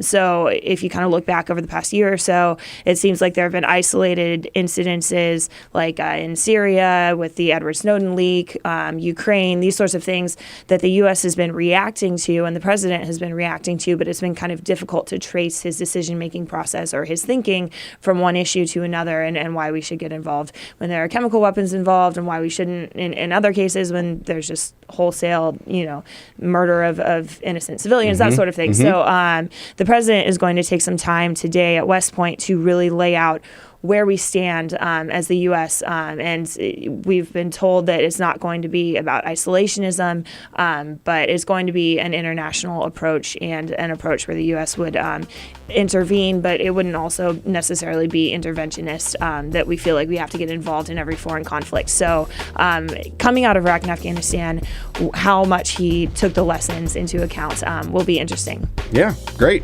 Looking forward to that speech today. That's great. Thanks a lot, Leigh, for coming in. That was great. This is the Bill Press Show.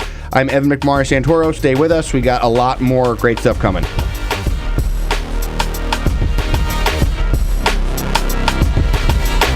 This is The Bill Press Show.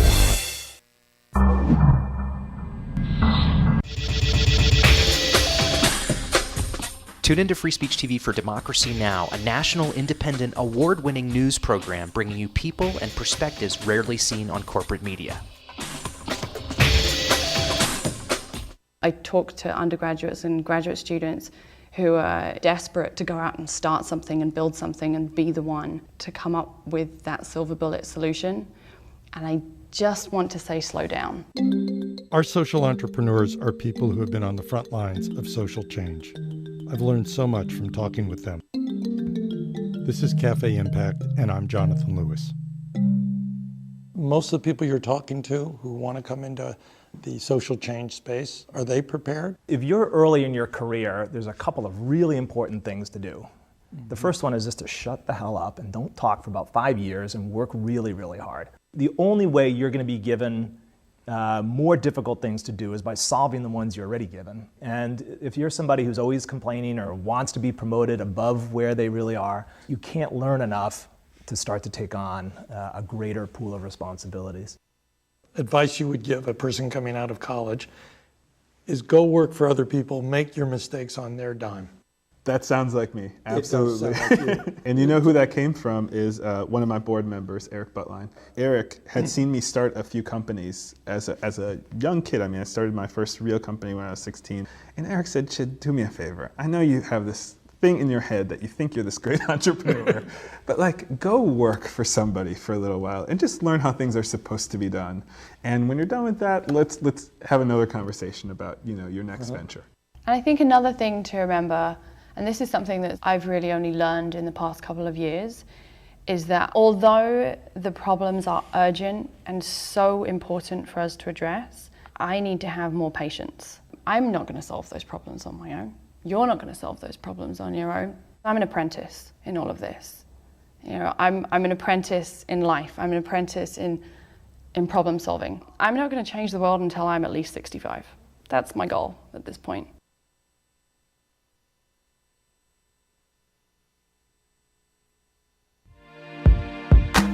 California, or the Golden State, has been in the midst of a 3-year drought, and this year, some scientists predict could be the driest in 500 years.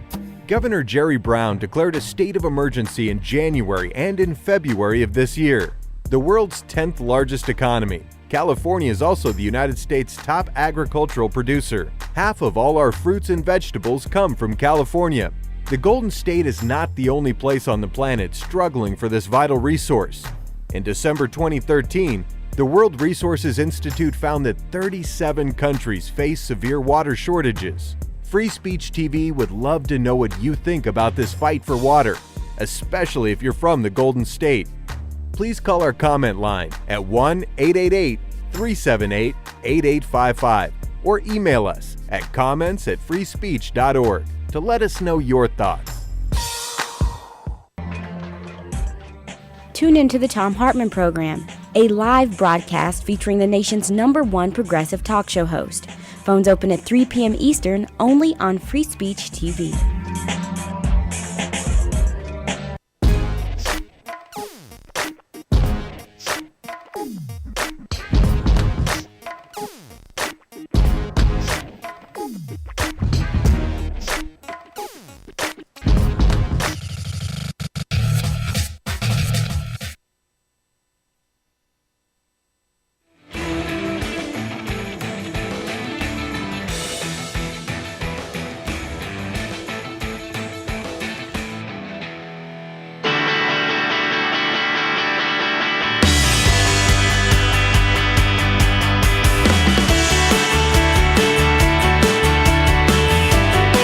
On your radio, on TV, and online.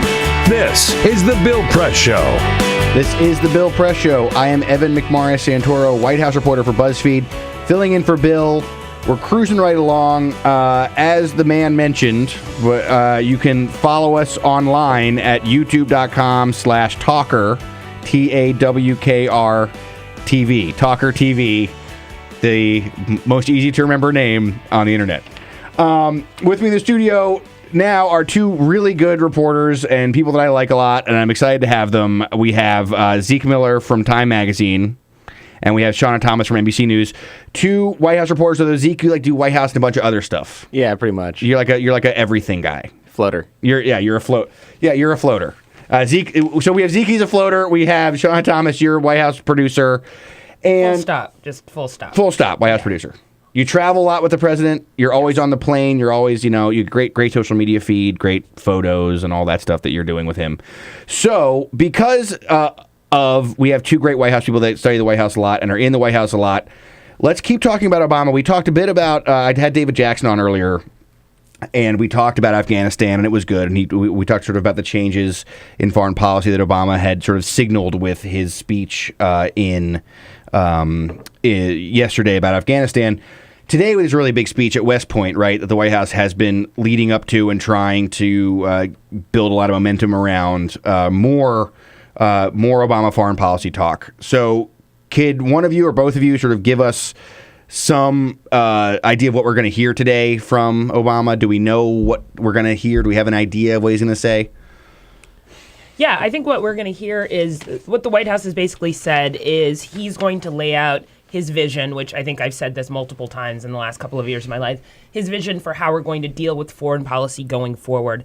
And some of that is Afghanistan. We thought Afghanistan would be a much larger chunk of this speech a couple of days ago, and then they came out yesterday kind of with their surprise speech to get ahead of it, and we were like, okay, so it's not about Afghanistan totally, though he will flesh that out a little more in this speech. But I think the interesting thing is you're going to hear him say more about, hey, we've pulled out of Iraq, we're pulling out of Afghanistan, though some would say when it comes to Afghanistan, really we're not pulling out till 2016.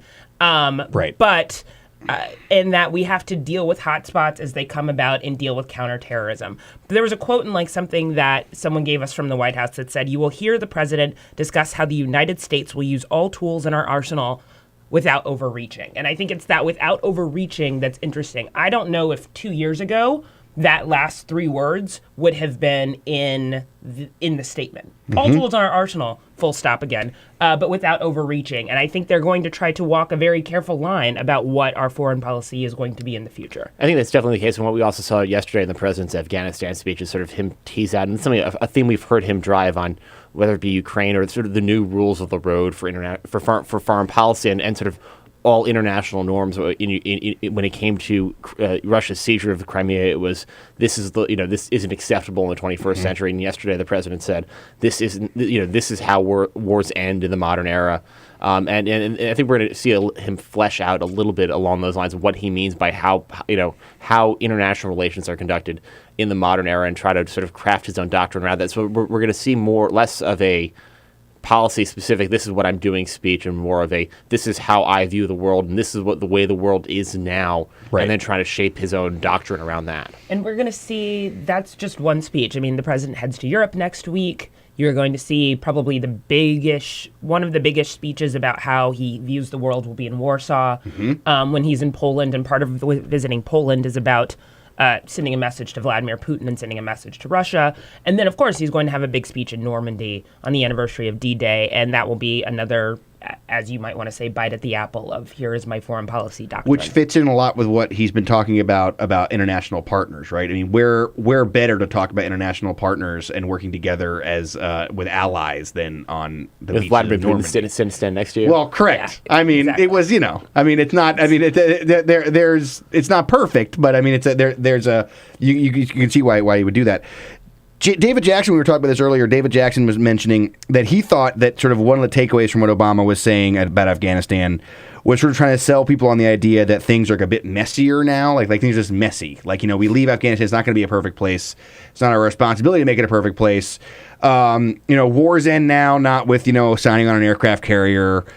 Do you guys agree with that take, that like this idea that what Obama's really trying to talk about is sort of like a messier kind of less I don't know, like a less, maybe rah foreign policy. Like, we're going to go in there, we're going to do some droning or something, but you're not going to have the kind of satisfying end that you're. What used word to did the having president in not wars. mention yesterday when he talked about the Afghanistan pullout? He didn't say the word win. It was about end. And that was a or mission accomplished, any of that stuff. None of that stuff. That was a deliberate choice by the president in terms of how he wants to how he wants to signal to the American people what's actually going on, because it's not just trying to frame what is happening in Afghanistan. It's to frame whatever happens next, or to color, sort of, this will be in everybody's mind the next time, whether it be the next terror attack, the next international crisis that requires American intervention. This is how we have to think about it. This is the lens he wants us all to look it through. It's not about winning. It's about ending things. Right. And one of the major changes that we're going to see that had happened in Obama's foreign policy since, right around the time the last time he talked about this, was, of course, all this Edward Snowden stuff. Snowden and the NSA, and how that's impacted foreign relations with some of our strongest allies and other countries as well. We do have some audio of Snowden's going to be on NBC tonight. On your network tonight. Yes. Talking to Brian Williams. Exactly. It's on the same day as Obama's foreign policy speech. That's really interesting. What a crazy coincidence that 10 is. 10 p.m. 9 Central on your local NBC station. But let's the Obama administration has continued to sort of had an interesting relationship with Snowden. On the one hand, they've really criticized him a lot. On the other hand, they've kind of taken some of the things that he's exposed and used them to reform or express interest in reforming the way and the NSA works in other places. So let's hear from Snowden about one of those critics right now. I've worked for the Central Intelligence Agency, undercover, overseas. I've worked for the National Security Agency, undercover, overseas. And I've worked for the Defense Intelligence Agency as a lecturer at the Joint Counterintelligence Training Academy, where I developed sources and methods for keeping our information and people secure in the most hostile and dangerous environments around the world. So when they say I'm a low-level systems administrator, that I don't know what I'm talking about, I'd say it's somewhat misleading. So that's Edward Snowden, of course. He'll be on NBC tonight in a much longer interview. That's him pushing back on remaining criticisms of him and things that we've heard from people at the NSA and in the intelligence industry, that he's just some low-level tech guy, some IT guy that, stumbled across the right cache of documents, doesn't really know what he's talking about, doesn't really know what he's exposing. And it strikes me that it really illustrates the weird sort of relationship that the White House has with Snowden, right? Because you have this thing where on the one hand they keep saying stuff like that, but on the other hand, we have to believe that some of what Obama's going to say today has been influenced by what Edward Snowden has released. Yeah, I think it goes back to what I said before. I don't know if we would have heard the without overreaching, without the Edward Snowden information coming out originally. And they are aware that they have to, especially when they're talking about foreign policy, what Edward Snowden revealed changed how we deal with foreign leaders. Our relationship with Brazil is still not a great relationship, right, because it came out that we were spying on her. And it was one of the closest relationships that we had before then. In South America, which we were trying to build a larger relationship with. Our relationship with Germany, which is incredibly important, especially when it comes to Vladimir Putin, especially as we're moving into a time when the president's going to meet with the G7 and be in Europe, is still not totally there. When Chancellor Merkel was here in the United States, they had a very sort of odd press conference together that they seemed to be on the same page, but nobody was sort of going full out for each other. And some of that is we're still dealing with these issues of spying on each other. Right. And none of those conversations would have happened without Edward Snowden. So it is impossible to see how the president goes forward and doesn't partially define his foreign policy doctrine without taking into account that Edward Snowden sort of changed his foreign policy doctrine. Maybe not the way he views it, but the way he has to talk about it. And you will probably hear more about that on NBC News, 10 p.m. 9 Central. Plug it away. Do you have anything that you'd like to plug, Zeke? I can't tell you what the cover is yet, but I'm sure it'll be very good to pick up your Time magazine. Buy your Time magazines every week. But no, I mean, what's interesting is, when the White House sent around some of the background of what the president was going to say over the weekend, the first time I think that I can recall they said Snowden disclosures. I think it'd be really interesting to watch whether or not the president directly engages Edward Snowden, mentions him, or in any way, or elevates him in this speech, and this is something they've tried not to do. But I was a little surprised over the weekend when we saw them directly say the president will respond to the Snowden disclosures. So interesting. I would be really surprised if he elevated him. I mean, I expect a response, but I mean, the moment the words Edward Snowden come out of his mouth and something that they wrote, that's the thing that's going to steal the entire speech. So I would be very surprised. Right. That's interesting. All right, guys. We'll talk a little bit more about more White House stuff coming back, but we're taking a break. So I'm Evan McMorris-Santoro with two great reporters at the Bill Press studio. This is the Bill Press Show. Stay with us. This is the Bill Press Show.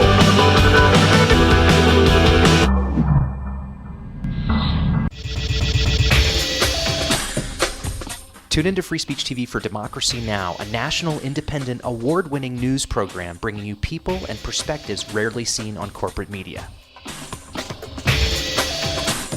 I'm the retired bishop with the Episcopal Church as the bishop for all chaplains in federal service.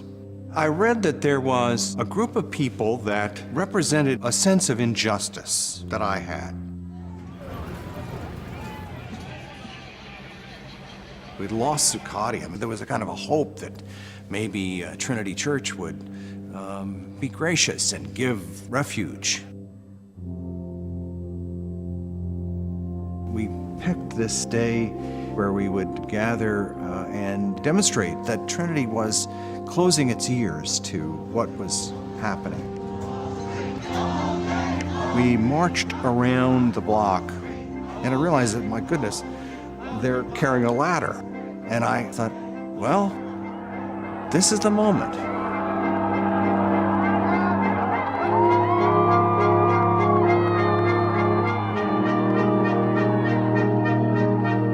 You could feel a spiritual presence. You could feel a certain something.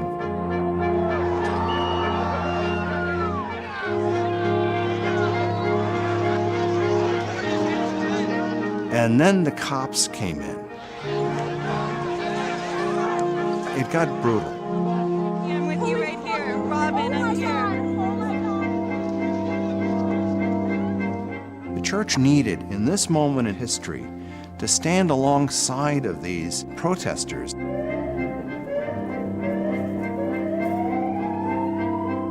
truth of Christ is found in the pews, is found in the institutional church, but it is also found in the streets. It's found in the honesty and the integrity, the insistence of people that you find in Occupy Wall Street.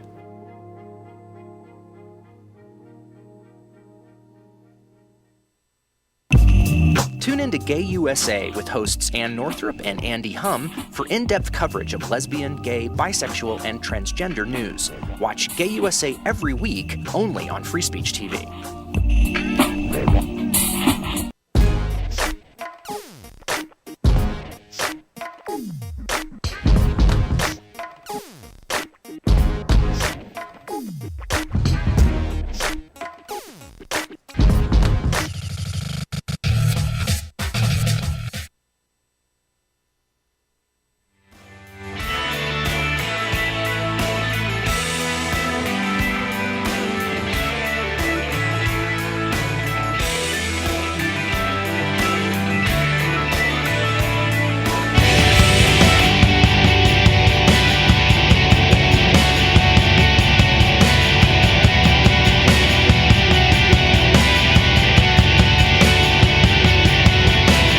On your radio, on TV, and online. This is the Bill Press Show. This is the Bill Press Show. I am Evan McMorris-Santoro, filling in for Bill yet again, and we are cruising along. I think this is definitely the best show that I've done. This has been really, really good today, where it's really interesting stuff that we're talking about. There's so much news going on. We just talked a lot about what Obama's going to say today at West Point. And with us still in the studio are Shawna Thomas and Zeke Miller, two great reporters of NBC and Time Magazine, respectively. Shawna's got something coming on at 10 o'clock you're supposed to watch, apparently, with Edward Snowden. Zeke has a magazine that you're supposed to... We got gifts at BuzzFeed. BuzzFeed.com/politics. Come check it out. So we talked a lot about what's going to happen in today at West Point. But this is obviously sort of...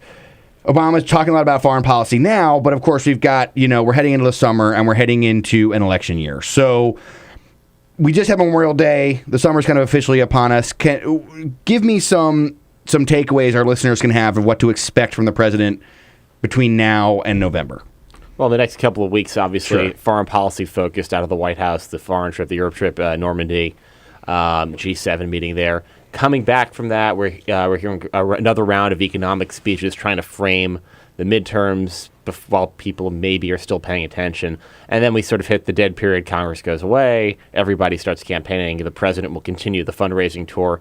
And then at some point this summer, either towards the end of the summer, we'll start seeing the president actually stumping for candidates in a few key places. It's not clear yet where he's welcome or desired or where he wants to go. But that's pretty much the summer out of the White House, I think, in a nutshell. So the big difference between Congress being here and Congress not being here is that no legislation will get done? Well, also they're avoiding the D.C. heat that we're going to be stuck in. Oh, yeah, we'll be sweating. I will be sweating. Yeah. And we talked before. I mean, they're still sort of biting at the edges of trying to deal with immigration, which now I wouldn't expect to see anything on that until after the summer is over. And we have this is going to sound boring, but we have the transportation bill problem and the overall problem of funding the government, which will be something that we face at the end of September. Huh? Well, that's always back. I mean, government funding always runs out on September 30th. But I don't think anyone expects to see the kind of fight we saw last year because people are running for re-election, as in every House member. Right, and Republicans would much rather talk about Obamacare than talk about a government shutdown. They don't want to do any of that stuff. Exactly. Not again. Right. And the president will go on vacation, probably. Maybe. The immigration thing is surprising. We talked a little bit about this during the break. We don't have much time on it, but do either of you really see any chance of serious immigration legislation moving at all before the end of this year? I mean, is that actually something that you think can happen? I wouldn't put a lot of money on it, no. Right.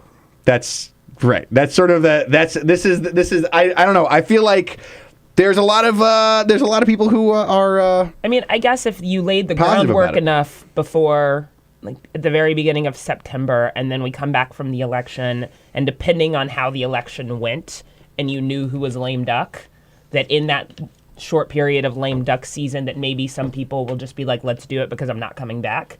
And I don't think it adversely affects my ability to fundraise the next time around because there is no next time around. Right. Then maybe that's where it comes from. Maybe. And like that, and there were a lot of ifs there too. I had a lot of caveats. I'm not lying. Well, because it seems like there are people on the Hill who still seem to think that they can do this. Well, I think it's because it's the only thing that people actually keep talking about, is that it's the only thing that keeps coming up out of Republican and Democrats' mouth as something that could possibly be done. Right. Nothing else anyone is even saying is going to get done. But everyone on both sides are like, well, we're still looking at this. We should start talking about transportation. We'll see. But it's the only thing that they ever talk about trying to work together to get done. So at the very least, they're thinking about it, right? Yeah, they're thinking about it. I mean, I think that there's a reason why people keep talking about it. I think one of them is because both sides realize that there are political positives for them. Like there are a lot of Republicans. We talked about this earlier too. There are a lot of Republicans who the experts come in and tell them, you got to do this if you want to be viable. You got to do this if you want to be viable. I mean, my colleague Kate Nocera had the story about the Chamber of Commerce, and the Chamber of Commerce's president made this kind of joke, but sort of like joke on the square, like a serious joke, where he was like, if they don't do anything on immigration reform, Republicans should just not even bother fielding a candidate in 2016, right? That's like what he said. But then at the same time, the chamber is funding a bunch of candidates who are opposed to immigration reform, which is like a perfect example of exactly where this debate is, which is that people think that they should do it on the Republican side, but it feels like nobody feels like they know how to do it, right? And they feel like they're going to get run against for doing it. Right. And they also, obviously, the discussion about whether or not it's just really good for Democrats or not. And then meanwhile, Democrats are having their own sort of thing where Obama's being protested now by all these people who he relied on to be reelected, and they're not too happy with him now. So it's a fascinating angle. So we'll see what happens over the next couple months. So that's your year ahead. We've got Congress going home, Obama going out of town, negative campaign ads, and maybe immigration. And fundraising. Lots of fundraising. There it is. All right. Well, we'll take another break. I'm Evan McMorris Santoro. This is the Bill Press Show. We'll be back for a really short period of time before we do the third hour, which is going to be just as good as this hour. Thanks for listening. Stay tuned and give us a call, 855 Bill Press. I'm sorry, 866-55-PRESS. Excuse me. This is the Bill Press Show.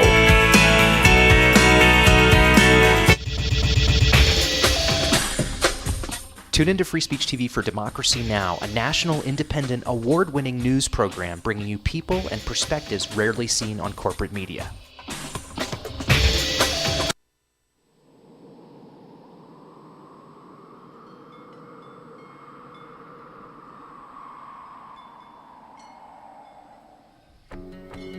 I probably would make a time machine. I would make medicine for the sick.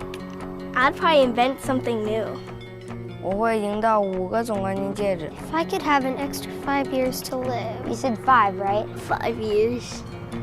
It's a long time. I would try to fix everything I did bad. I would bring my uncle back because I miss him very much. I would get more hamsters. I would probably want to go looking for dark matter. I think I'd go looking for aliens.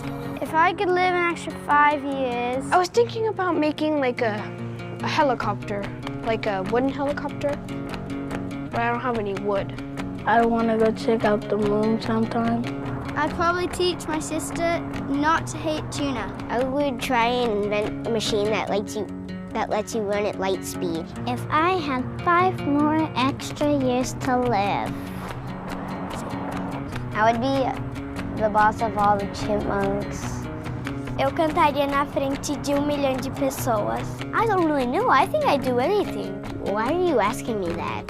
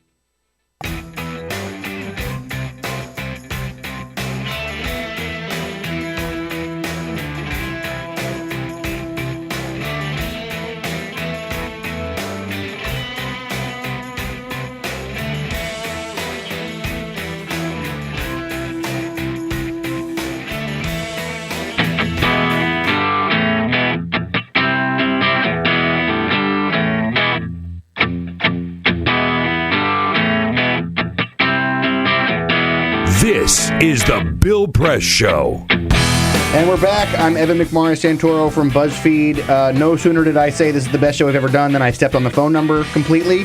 So let me just read that to you so you guys have it correctly. The number is 866-55-PRESS. Give us a call if you want to talk about Afghanistan or the president or immigration reform or anything else. Real quick, we don't have a lot of time left. We still have Shawna and Zeke with us. It's not just the president that's going to be political over the next couple of months. The First Lady is sort of engaging with Congress over food policy. Back to sort of something that she's talked about from the very beginning of her taking over as First Lady. Yeah, yesterday she actually held a small event to talk about the school lunch standards, which are standards that were passed into law a couple of years ago and are sort of slowly being rolled out, and sort of more standards go into effect in what can be in public school lunches in the next school year.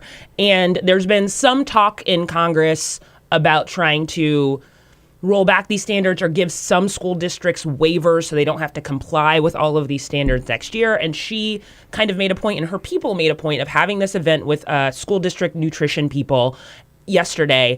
And she gave this speech and basically kind of said, I think this is unacceptable. She says, as a mom, as First Lady, it is unacceptable to roll back these standards. I think Congress needs to listen to what parents want.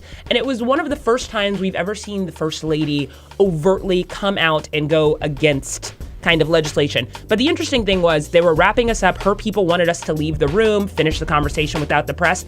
And she said, Joanna, her press secretary, let him stay. And there it is. Had us there stay it is. I'm to wrapping hear you more. up. I gotta wrap you up. Yep. There it is. Thank you. First Lady, stay tuned for it. I'm Evan McMorris Santoro. It's the Bill Press Show coming back next hour. This is the Bill Press Show.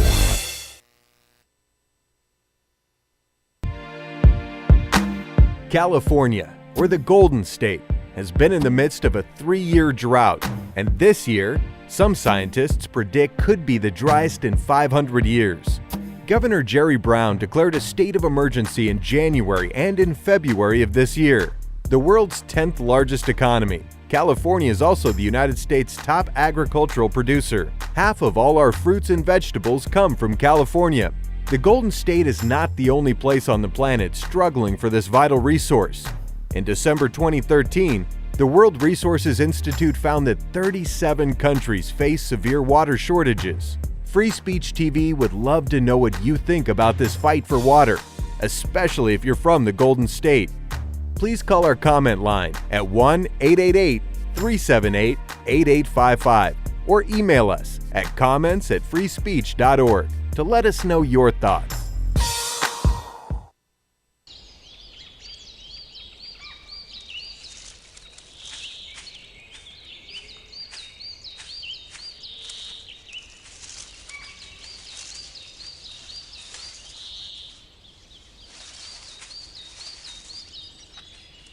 At Earth Justice, we defend the environment in the courtroom. Join our fight. When you take a seat, you take a stand. Earth Justice, because the Earth needs a good lawyer. You wouldn't let money just blow out of your house. So when your AC or heater is on, make sure the doors, windows, and fireplace flue are shut tight. If you're headed out, turn down the AC. Or lower the heat by 10 degrees. And always keep your water heater set at 120. A little bit of common sense goes a long way. Get more great tips at energysaver.gov. So, I'm kind of new here, but I've noticed a trend. My human does this funny thing where she goes around and gets all my toys, and then she hides them in that basket by the door. But it's always the same basket, and it's always in the same place. And then she acts so surprised when I find them, but, she's putting them in the same basket. Again. It's like, hello, that's where you put it last time. You were the worst at hide and go seek. I'm a Piston fan. Their slogan was, we come to work. That's what Detroit about. That's why they used it. It's a team thing. They won 2 championships, a team. There was no star. No mayor can come in here and be a star. It's a team thing. No governors can come in here and think you can do it by yourself. It's a team thing. You got communities. They got ideas too. The only thing wrong with Detroit, people have lost hope here. Residents, city workers, so much corruption. They lose hope. But I grew up here. I love this city. I think it can come back.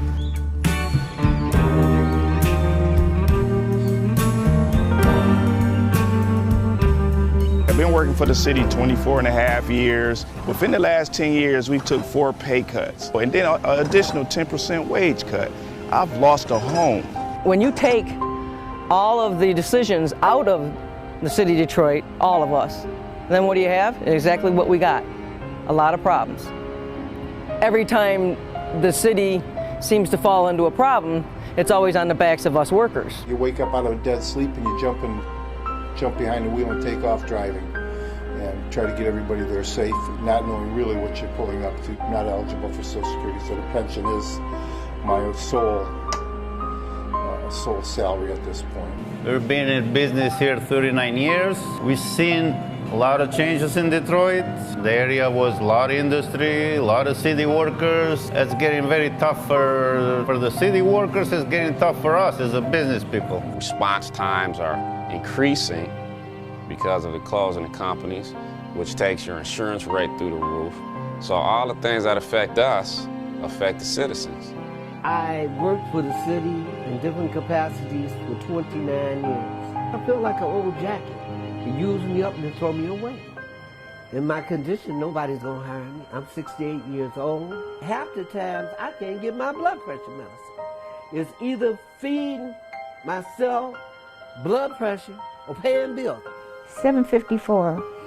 By the time they take all the deductions for I have my car insurance, my house insurance, and my health insurance taken out.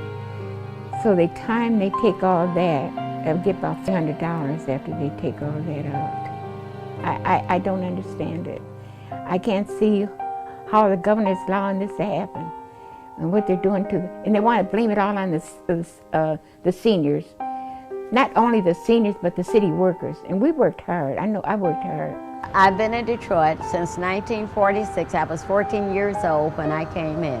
I don't live large at all. I wish I could. I don't know when the last time I've been shopping. I only get $1,100, and I'm 81 years old, and I need every penny that I can get and that I do get. And I'm very, very upset about the idea of them taking away my pensions that I worked 30 years for.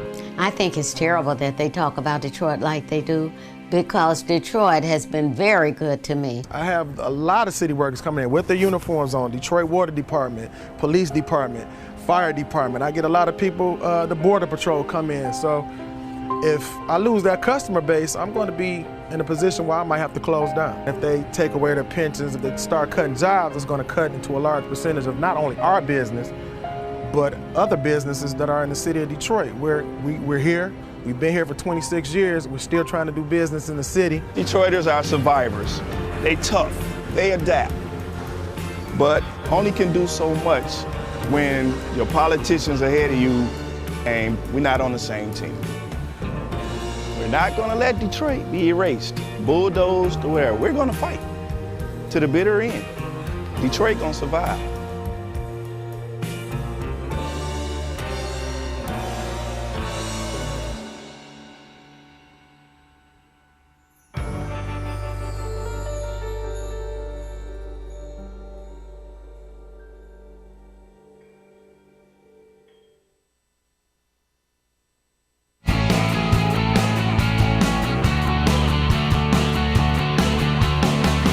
Broadcasting around the nation, on your radio, on your TV, and online. This is The Bill Press Show. This is The Bill Press Show, Hour 3. I am not Bill Press. I am Evan McMorris Santoro, White House reporter for BuzzFeed, hosting yet again. We are entering the closeout hour, the important hour. This is the best time. The good people come on this hour. This is the big hour, 8 to 9. I wanted to thank everybody for having me on the show, and I want to, you can tweet us and you can call us. You should tweet us at BP Show. You can call us at 866-55-PRESS. And of course, we have the same crew that is keeping me not stepping on my brakes this time and actually performing the basic functions of a radio host today. Peter Ogburn was with us, but now is back in somewhere back in the annals of how this place is run. Elisa Murphy is doing the board and doing our audio. Some of those great clips we've been playing earlier. Hey, good morning. How are you? Good. How are you doing? I don't know. How am I doing? Show is flying by. In a good way? Just time flies when you're having fun? It's moving. All right, it's great. Awesome. Great. Alicia Cruz taking the call, so give her a call, 866-55-PRESS. And obviously, Cyprian doing all of our videos. So if you're watching us on TawkrTV, youtube.com/TAWKRTV, you can see us in video and see all the work that Cyprian's doing for that.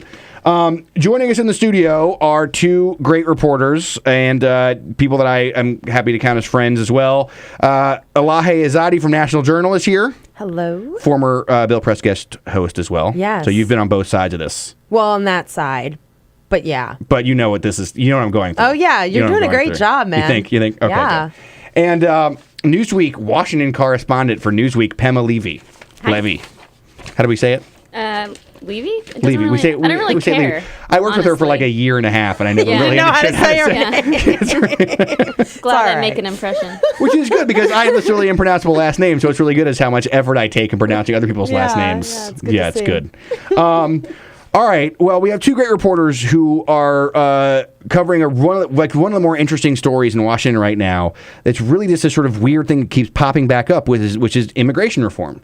It's just this story will not go away, no matter how many times Republicans in Congress say no, we're not going to do anything about it, or immigration groups say there's nothing that can be done. Like, this just won't be killed. It will not go away. And now it's back yet again. And the new reason that it's back is that the White House yesterday announced that they're going to delay a planned reform package of the deportation system that was designed to sort of alleviate the concerns of immigration groups, immigrant advocacy groups who were concerned about how many deportations Obama has been doing, saying it's too many, and asking for the president to act executively and to just take care of that problem. And one of the reasons why they say that should be done is because there's no chance of immigration legislation passing anytime soon. So you might as well just do what you can, executive power. That was the view from the immigration advocates. Some Democrats, such as, people like Chuck Schumer and guys, folks high up in the Democratic Party in the Congress, argued that was not a great idea because they wanted more time to get an immigration bill passed through Congress, which they still think they can do, I guess. And turns out they won out. They got the extra time that they wanted. Now we have at least until the end of the summer, I think, before we're going to see the deportation reforms come out. So that's sort of like a good, sort of like where we are. I've laid out the land pretty well, right? Right. Yeah. Okay. Job. So here we are now, starting anew with Democrats getting the extra time that they wanted. Can they do anything with the extra time that they got? Well, also in addition to Democrats, there were a number of labor and faith-based groups yesterday who released a statement urging the president and the administration to delay these reforms. So it's not just Democrats. I think they're coalescing around a strategy.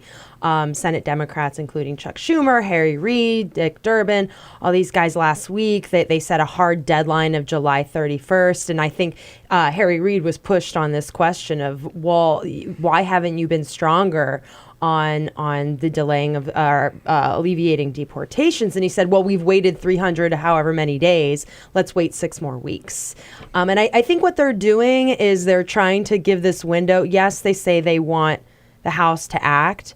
I think realistically, maybe they will, but I think we can all agree it's probably not going to happen. So if for nothing else, it will create a landscape in which when the president does announce these executive actions or administrative actions, it will look like they gave Republicans all the time that they could possibly give them, and it won't seem as imperialistic. I don't know. So the immigration groups that are arguing that this is a theatrical move by the White House, they argue. I got some emails last night from like Dreamers and stuff who were saying, this is the White House is trying to do some political theater, and in the meantime, there's 6 more weeks of us getting deported. Yep, they're right.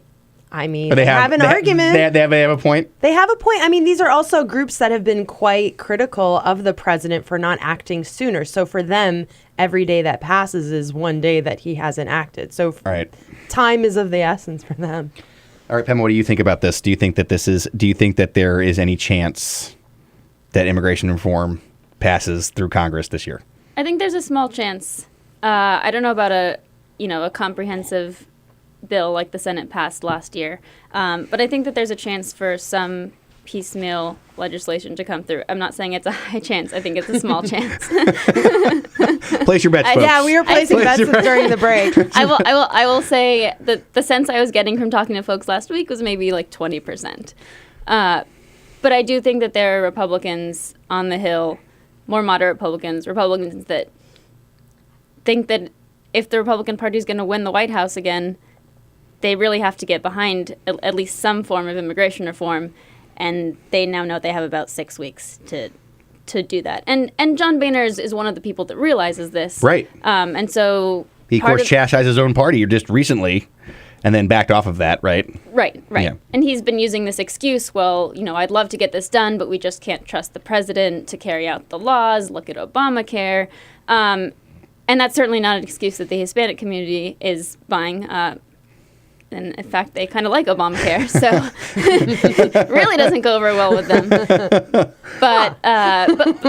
But you know, John Boehner could just decide that maybe, you know, a majority of his caucus isn't going to go along with it, but it's something that he just has to do. Right. And that's just something that he has to decide whether or not he has the clout and the Constitution to see that through. Well, and one of the things that's really happening, and Elahe, you wrote about this, is there still is so much pressure inside the Republican Party not to do this, right? I mean, Eric Cantor, who is sort of in the past, sort of, you know, he's tried to moderate a bit since 2012 to change the party's focus to stuff that is a bit more big tenty, you know, better for them maybe. Talked about poverty, a lot of stuff like that. He's got this ad. Well, tell us about it. So he's running, maybe his primary is happening. What's going on? Yeah, so Eric Cantor faces a primary election on June 10th. He's not seen as vulnerable at all, but he does face an opponent. Tea Party opponent. He's an economics professor who's been out there saying basically Eric Cantor is for amnesty. Eric Cantor is soft on Obamacare. He's been out there saying all these things. And so last week, the Cantor campaign sent out a mailer that says Eric Cantor stopped the Obama-Reid plan to give illegal aliens amnesty. Yeah. And then it talks about how Eric Cantor is the reason why immigration reform is not moving ahead in the House. And it uses this kind of harsh rhetoric of illegal aliens. And these are terms that I think after 2012, after the election, the Republican Party, at least on a national level, had realized maybe we don't need to use at least those words or that kind of rhetoric when engaging with this issue. So that really struck me. But, you know, I mean, legal alien is at this point really pretty much universally known as a kind of slur, right? I mean, the AP has dropped it. The AP has used undocumented now. At the very least, it's charged. Right. It's a charged term. And, you know, the fact that he's not even seen as vulnerable, but this mailer has gone out and uses those terms, I thought was very striking. And this happened the same week where Eric Cantor told a number of outlets, he clarified a position he had on this Enlist Act, which is a bill that would allow undocumented immigrants to enlist in the military and gain legal status and eventually citizenship. A kind of version of the DREAM Act. Exactly. Very limited. I mean, he prevented it from moving ahead on a must-pass defense bill. And then he went out and told a few outlets, no, I actually support the policy in principle. It's just not appropriate in this venue. So he's like clarifying his position on that. And also he's been out there saying he supports citizenship for dreamers and all that. But he still stopped. He stopped this Enlist Act. Exactly. And I mean, and look, I'll put a link up to this on my Twitter feed. But like this mailer I'm looking at that Elahe wrote about, yeah, this is pretty much like the most. This is exactly. I mean, conservative Republican Eric Cantor is stopping the Obama-Reid, and there's a little picture of Obama and Reid, plan to give illegal aliens amnesty, and then it has referring to the Senate bill. Yeah, and then it links to it includes two media clips. One of them is Eric Cantor torches immigration reform after call with Obama. Yeah, like from Talking Points memo. Right? Yeah, that's right. From Talking Points memo. It even the liberal Talking Points memo, right? Yeah. It doesn't sound like touchy-feely. A person who is putting this mailer out is the kind of person who's going to make a deal to make immigration reform happen, right? Because the Enlist Act is one of these things where this is not a heavy lift. And, you know, and it's important to remember, like, as we talk about all this, that the polls generally, people want immigration reform. Americans really want it. And the Republicans are sort of taking the more minority position that they don't want it because inside their own party they have, loud voices that are trying to stop it. Mm-hmm. I mean, also, what he's opposing is the Senate bill. Full stop. Mm-hmm. And they keep insisting that they want to do step by step. Which is a bipartisan bill. Which passed with 14 Democrats or Republicans. They didn't put a little Rubio head there. Oh no. They didn't put the little. They have a little Obama head and a little Reid head, but no Rubio. And he was a big part of it, right? That was the big message after 2012 election. Rubio's going to make immigration reform. Gang of 8 was for Democrats, for Republicans. Right. They crafted the bill. I kind of see immigration a little bit as a barometer when people talk about sort of this narrative of establishment versus Tea Party. Mm-hmm. This is something that the establishment really wants, and they have said that they really want it for a year and a half now. They keep saying, we have to do this. And the fact that the conventional wisdom is that it's not going anywhere is kind of sure, McConnell won re-election, Georgia's going to have an establishment Senate candidate.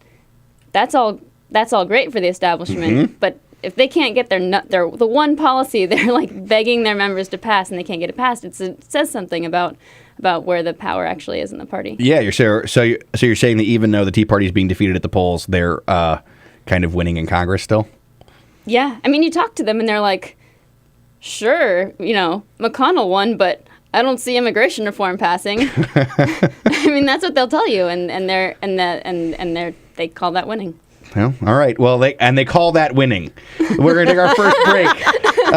We got here with Pema, Levy, and Elahe Izadi in the studio. They're going to come back. I'm Evan McMorris Santoro, filling in for Bill Press. Stay tuned. This is the Bill Press Show.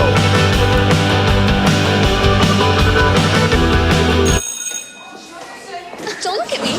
Your hair's a bit frizzy today. Oh, you should pick that up. Oh, you're such a dork. Loser. Here, let me help you with that. Oops. Every day, kids witness bullying. Oh, look. Your crush is looking at you. Poor you. They want to help, but don't know how. See, no one here's gonna help you, because no one Teach your likes kids how to be more than a bystander. Visit stopbullying.gov. If you drive buzzed, it could cost you around $10,000. You'll face major legal fees, major fines, and steep insurance penalties. You could lose everything.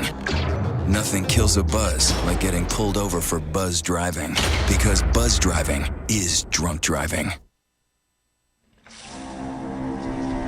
When some people struggle with their mortgage payments, they become frozen, petrified. Not knowing what to do, they do nothing. But the people who take action are far more likely to get the most positive outcome. Making home affordable is a free government program. Call now to talk one-on-one with a housing expert about the options that are right for you. Real help, real answers, right now. Here at the GED Pep Talk Center, we have pep talkers standing by to get you motivated for your GED diploma. Text the name Terry to 69222 for a sympathetic pep talk.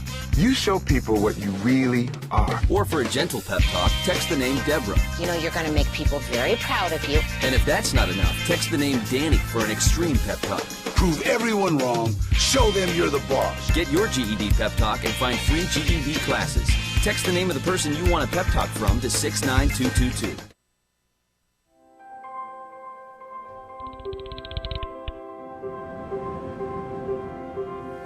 Did you see the world differently?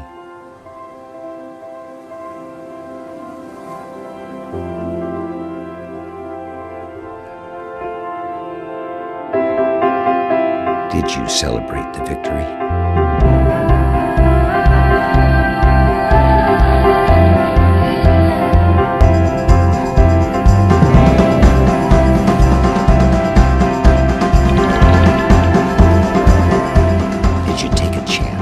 So today, I state clearly and with conviction America's commitment to seek the peace and security of a world without nuclear weapons.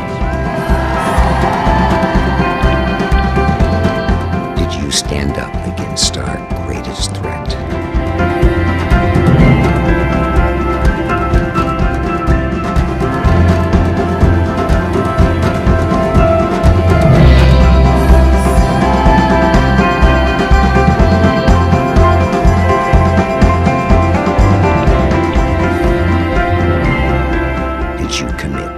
Change the world.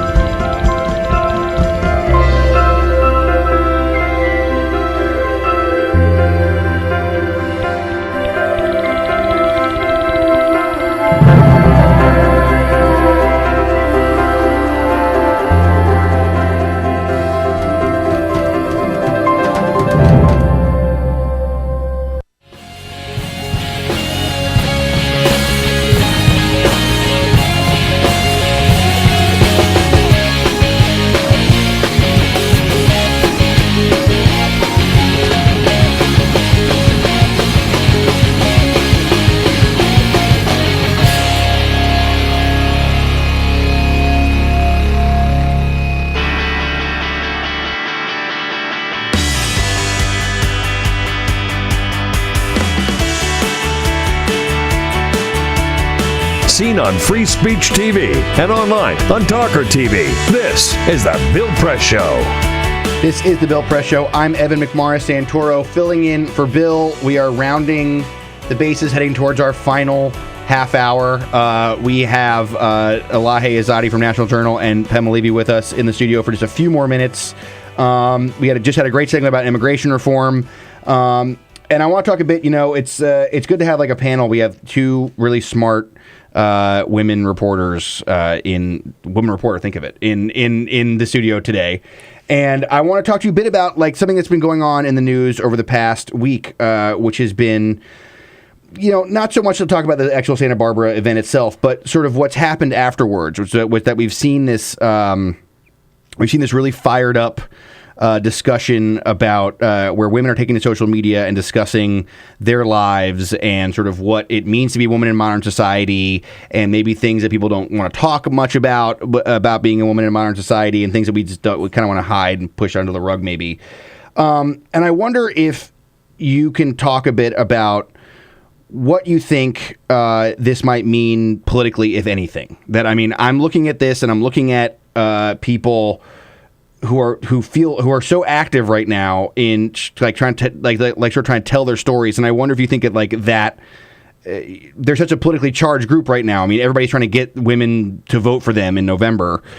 Do you feel like having these many young young women really focused on talking about the world around them, talking about their experience, could that have an impact, you think, on the elections at all? Do you think? Any idea about what it might mean? Well, the cynic in me would say that the elections are several months away, and it's hard to sort of sustain a sort of engaged, vocal group of people for over many months. Yeah. So that's the more pessimistic side about it. I think the optimistic side is to say this is a group of people that both parties are trying to get engaged, trying to get them to turn out to the polls. And Democrats especially will do this by talking about things like assault on campus. They'll talk about the wage gap. They'll talk about access to contraception. They'll talk about attacks on access to abortion. And this is, and these things do animate this population. Right. And obviously the violence that was perpetrated in Santa Barbara last week is an example. And so I think on that level, being able to touch these people and get a reaction from them is something that politicians are already trying to do. Right. And so, right. I mean, it's early. I don't. We haven't seen much. I mean, and I'm not trying to politicize something that shouldn't be politicized, which is the terrible tragedy that happened in California. But I just feel like there's this sort of energy that's not coming from politicians trying to fire up women, but that it's coming from women themselves sort of organically. And whenever that happens in sort of any group of people that are important to an election, it can really have an impact, don't you think? I mean, is that the kind of thing? Don't you think that can usually have some? It means maybe more participation, maybe, or maybe means more interest in what things are happening around the world. I mean, I don't know. I just think about this kind of thing happening before. We're talking about immigration earlier, and with these dreamers and how they got so fired up on their own and took on this issue and have sort of led the country into talking about deportations and stuff. And I wonder if maybe there's a possibility that this new energy might have some impact like that. Yeah, I mean, I kind of feel like what you were saying about the election is many months off. But I will say, if you look at just where the public discourse has been over the past couple of years, there have been a lot of big conversations had about women leaning in and the confidence gap and all these things. I mean, those are more about the work-life balance of professional women, or just how women feel in upper levels of in their careers. This particular conversation, I feel like, is a little more organic and doesn't have, you can't control it. It's not a narrative that's necessarily being controlled by any one group or individual. So it's certainly engaging women across a wide spectrum to engage in this conversation. Right. Cool. All right. Well, thanks a lot for talking about that, indulging me on that little bit of conversation. I appreciate it. Elahe Izadi from National Journal, Pema Levy from Newsweek. I'll put both their Twitter handles online. Follow them, read everything that they do. Great reporters, and thanks a lot for coming in and taking time this morning to hang out with me. Yeah, thank you. Bill Press Show. I'm Evan McMorris Santoro. We'll be back with the last half hour This soon. is the Bill Press Show. So this is my computer. This is your computer. Let's go on the internet. Let's go. Click it. Yes. Okay. I cursor in between the R and the E. Pressing down, I want you to just push the period. She's gonna love me all over again. That's it. Jamaica, here you go. Here we go. Good job. Thank you. Thank you. And I did it by myself. Feel smarter. So, I'm kind of new here, but I've noticed a trend. My human does this funny thing where she goes around and gets all my toys, and then she hides them in that basket by the door. But it's always the same basket, and it's always in the same place. And then she acts so surprised when I find them, but, she's putting them in the same basket. Again. It's like, hello, that's where you put it last time. You were the worst at hide and go seek.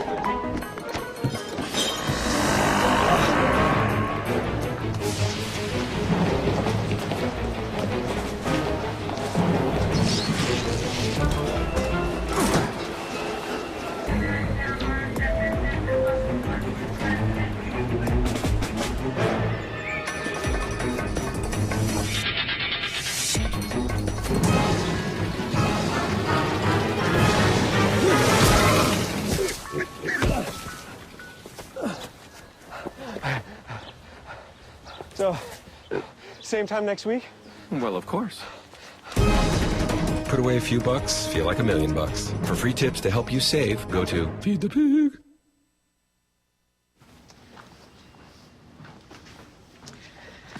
All right.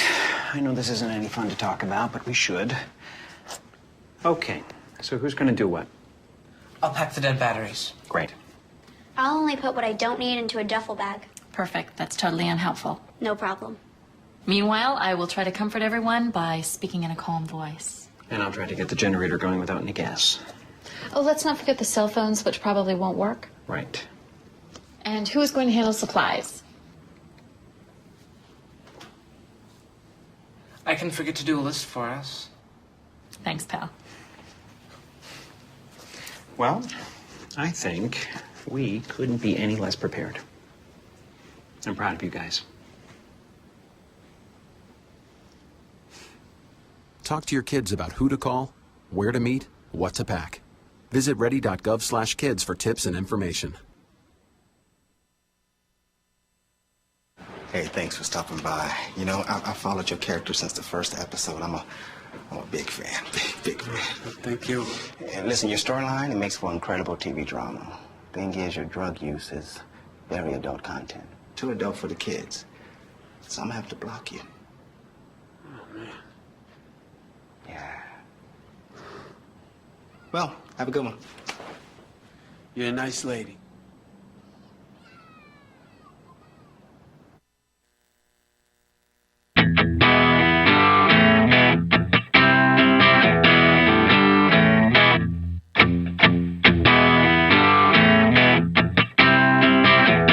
Seen on Free Speech TV and online on TawkrTV. This is the Bill Press Show. Bill Press Show. I'm Evan McMorris Santoro. We are rounding out another guest hosting slot. I've had a great time, and we're entering the final half hour. Peter Ogburn is back in the studio with me. Hey. Finally. Yeah, right. I don't know where you've been. I don't know where the hell you've been. The calisthenics. I see. I got it. I was just walking around. You just ran out for a drink. Yeah, let's be honest. Let's be honest. You the popped down. tune-in is right down the street. You popped down. Right. They serve beer and eggs. Right. It's not a bad deal. Right. You went a long time. You held out for like an hour. It was good. It was good. It started to dry out a little bit. So that's great. And joining us also, who I don't think was at the bar. Maybe I don't know. Is Jess McIntosh, communications director with Emily's List, friend and fan of the show, and very happy to be back. here to talk about important things with the both of you. Oh man! Now the pressure's Step your on, game man. up. Damn. Step your game up. Well, yeah, Jess. Well, I want to talk about. So I sure took our last segment. I had Elahe and Pema in here. Elahe from National Journal, Pema from Newsweek. Two totally amazing journalists. Just the best. Agreed. Yes. I mean, I was fortunate enough to work with Pema for a while at TPM, and she's incredible. And Elahe, I read everything she does. So these are both great reporters. We've had a really good run of reporters on the show today. And we were talking a bit about this Yes All Women thing from the weekend, and sort of I guess it's sort of still continuing a bit in today. And we talked a bit about what maybe what the political impact of it is. But I want to talk to you as somebody who, you're somebody who rallies women as a job. That's your actual job. Right? It's never been put that way to me before. Do for money is you actually rally women to causes and try to get them to actually act on them. I try to help elect pro-choice Democratic women who are going to turn around and do right by women and families who put them in office. And so again, with the caveat that I am not trying to politicize a tragedy at all. Do you see? If you take what we saw this weekend and couple it with what I think have been a couple of other moments like this in the recent couple of months, or maybe half a year, maybe year, with women, sort of taking to the social media and making their voice heard on some of these topics, do you feel like that is something that could change, that could be something that we see more of, or be meaningful down the rest of the year? Yeah, absolutely. I think, frankly, creating space for women to talk about a tragedy that happened to women or about women isn't politicizing a tragedy. It's doing right by the people who were affected by it personally and farther away. I think we saw this start in Nigeria when globally women spoke out about this. Maybe even earlier than that in India. Yes, actually, and that wound up being huge for their elections. We don't know what the political ramifications in India are going to be from that. We're going to be feeling them for a really, really long time. But there were new voices in that country because of that tragedy.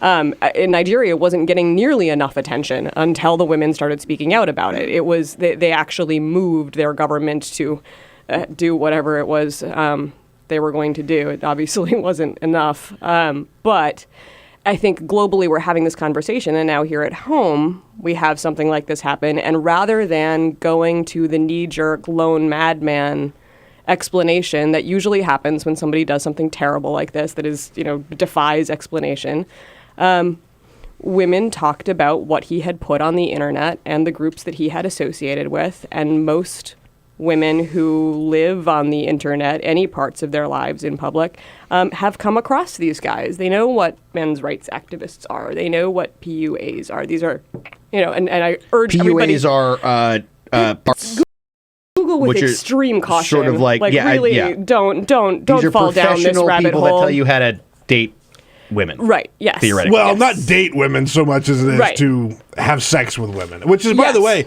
I have to be honest, I did not know about that whole subculture. Why on earth would you? Well, no, but I mean, they don't flood your mentions when you say something about feminism. Right, true. Good point. But to find out that that's out there, and that there are professionals, right, who are men who get paid money to help you have sex. Right. Except I agree. I didn't know much about that either. There is no service offered by these guys. What it is a chat room basically where everybody can get together and complain about the women that they don't possess, and that seems to be what they're after. So this guy had been involved in these groups, and the screeds that he published online are entirely familiar to women online. We see this kind of stuff fairly regularly. if I'd seen the video a couple days before, I don't know that it would have registered as, wow, this is really out of the ordinary, because this stuff just happens.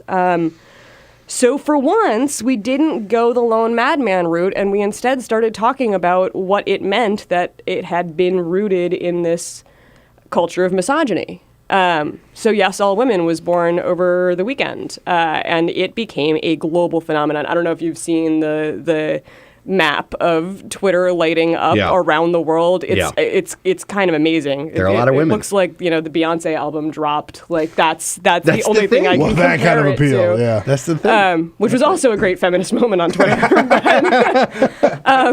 Well, this is a question I have then. So what does this say about, we spend so much time, I mean, I've covered so many elections and covered Washington for a while. We spend so much time sort of having this debate about feminism as a political movement, and feminism is like, is it,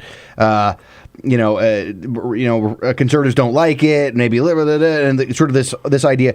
What does this say about modern feminism as a global movement, as a movement in America? Like, are you learning things as a feminist as you watch these things happen? Yes. And what are you learning? Well, it's becoming so much more holistic, and I'm able to access the experiences of women around the world, which are totally different from my own. Women of color experience everything that I do more and different, and it becomes harder to go through life as a woman of color. And I can see that because I have access to all of these amazing women who are saying incredible things on this platform that I didn't have 10 years ago. So I think feminism has become more accessible. I think it is harder for conservatives to say that this is a fringe movement, a lot of angry women, a lot of women who don't like men, all of that stuff that we hear from Republicans about the Phyllis Schlafly stuff, the anti-women feminist stuff. You can't say that when it's there in your face, being really reasonable and really egalitarian and really quite inviting to men. I mean, the point of Yes, All Women, or one of the points, I guess, there were many points, everybody had their own point, that's sort of the point, is that there are great male allies who I think simply, like, you did not know about the men's rights activist movement, and why would you? Either. You should not. Right. There are great male allies who simply don't realize that women experience life differently because they are women, and they want to be helpful. They want to change the culture. They want to do right by the women that they love and the women that they don't know at all. So having a space that is public where women can talk about this stuff and guys can listen is just incredible. I think. So you feel like we're having like almost like a surprise, like people are like, surprise, you're a feminist moment? Oh God, yes. That's kind of what's happening. Completely. I was reading through this All Women thing, and I don't consider myself not a feminist. I consider myself a feminist, but when I was reading it, there's a lot of things, like you said, like there are things that I haven't. I didn't really know about. And it's like, oh, wow, I'm outraged about that now. I had no idea that was an issue or that was a thing. And I think we'll get to the point where, I like to believe that if in a room full of, straight white men, if somebody says something terrible about a gay guy, you're going to say something to your friends. If somebody says something terrible about a black person, you're going to say something to your friends. I think we're almost to the point where things are noticed as sexist that weren't noticed before, and guys are going to call out that culture. And I think, weirdly, I feel like 2012 shifted the dynamic with our political system, which is so rare that like our politics is out ahead of our culture. But we saw these conversations starting to happen around campaigns, and maybe this is my myopic beltway view, but we started talking about what. How does one define rape? How do women experience men talking about that? We'd coined the term mansplaining. We had the Todd Aiken moment. We elected all these fantastic women. It was a really big moment for women's leadership, and I think that culturally in the last 2 years, we have seen more celebrities identify as feminists. We have seen more feminist conversations. We have seen more male celebrities say things about this. Like it's really gotten much broader than our political system, which is feminists fantastic. Used to conjure up a certain unfortunate stereotype, and it's not there anymore. I talk to a lot of, high school classes, college classes, and I always self-identify as a feminist, and that used to elicit, Snickers, and I'm used to it. And I'm like, yes, we're going to have this fight in front of the kids. It is okay to talk about this. And then forget it. Then I would say that all of the men in my life who I love are also feminists and, just guffaws. There's, you can't be a boy and a feminist. But, that doesn't really happen anymore. You know what I found, the most refreshing thing, for me personally, with the hashtag thing and reading through some of it is, I mentioned this yesterday, but I'll mention it again. I grew up in the South. I grew up in a Southern Baptist church. Mm-hmm. It was a very, women are secondary citizens. There was a boys will be boys mentality. And so, that, personally has been a struggle for me to break away from that a little bit. But it's nice for me to sort of check yourself a little bit and read through that. And especially now that I have two sons, especially, right? My wife was telling me, it's when you're a girl growing up, there are certain things that girls are told that boys just aren't told. Right. Because boys don't need to know it. Girls have to grow up faster. Yeah. Right. I mean, the Yes All Women hashtag is about how every woman has experienced assault or harassment in their life. But even let's pretend that wasn't true. Right. And if you canvass the women in your life, you'll find out it is. Even if you didn't experience it, everyone has that universality of experience of being taught to hold your keys between your hands, not walking certain places at night, pretending to be on the phone when you're on a street by yourself, having code words with your female roommates so that they know if something's wrong. These are things that we all just do. Yeah. And I don't think we talk to the boys in our lives about it. Why would we? Right. But it's so interesting to be able to see that globally we have been handing down the same tricks in order to cope with the world that's not awesome sometimes. Well, surprise, we're at a break. So thanks a lot. I think that's, this is an interesting conversation and something that I think that will be a lot more discussion about it coming up. So when we, let's take a break. We'll come back. We'll talk a little about elections, the boring stuff that you do. I'm Evan McMurray Santoro with the Bill Press Show. Rounding it out. Stay tuned. This is the Bill Press Show.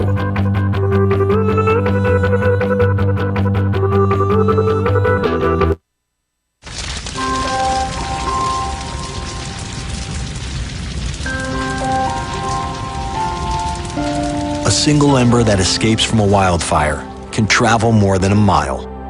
That single ember can ignite and destroy your home or even your community. You can't control where that ember will land, only what happens when it does. Get Fire Adapted now at fireadapted.org. Columbine, Virginia Tech, Tucson, Aurora, Fort Hood, Oak Creek, Newtown, Newtown, Newtown, Newtown. How many more? How many more? How many more colleges? How many more classrooms? How many more movie theaters? How many more houses of faith? How many more shopping malls? How many more street corners? How many more? How many more? Enough. Enough. Enough. Enough. Demand a plan. Right now. As a mom. As a dad. As a friend. As a husband. As a wife. As an American. As an American. As an American. As a human being. For the children of Sandy Hook. Demand a plan. No more lists of names. It's not too soon. It's too late. Now is the time. Before we all know someone who loved someone on that list. No more lists. No more. Who they might have been. No more. If we had just done something yesterday. It's time. We can do better than this. We can do better than this. It's time. It's time. It's time for our leaders to act. Demand a plan. Right now. Right now. You! Demand it! Enough. Enough. Enough. Enough.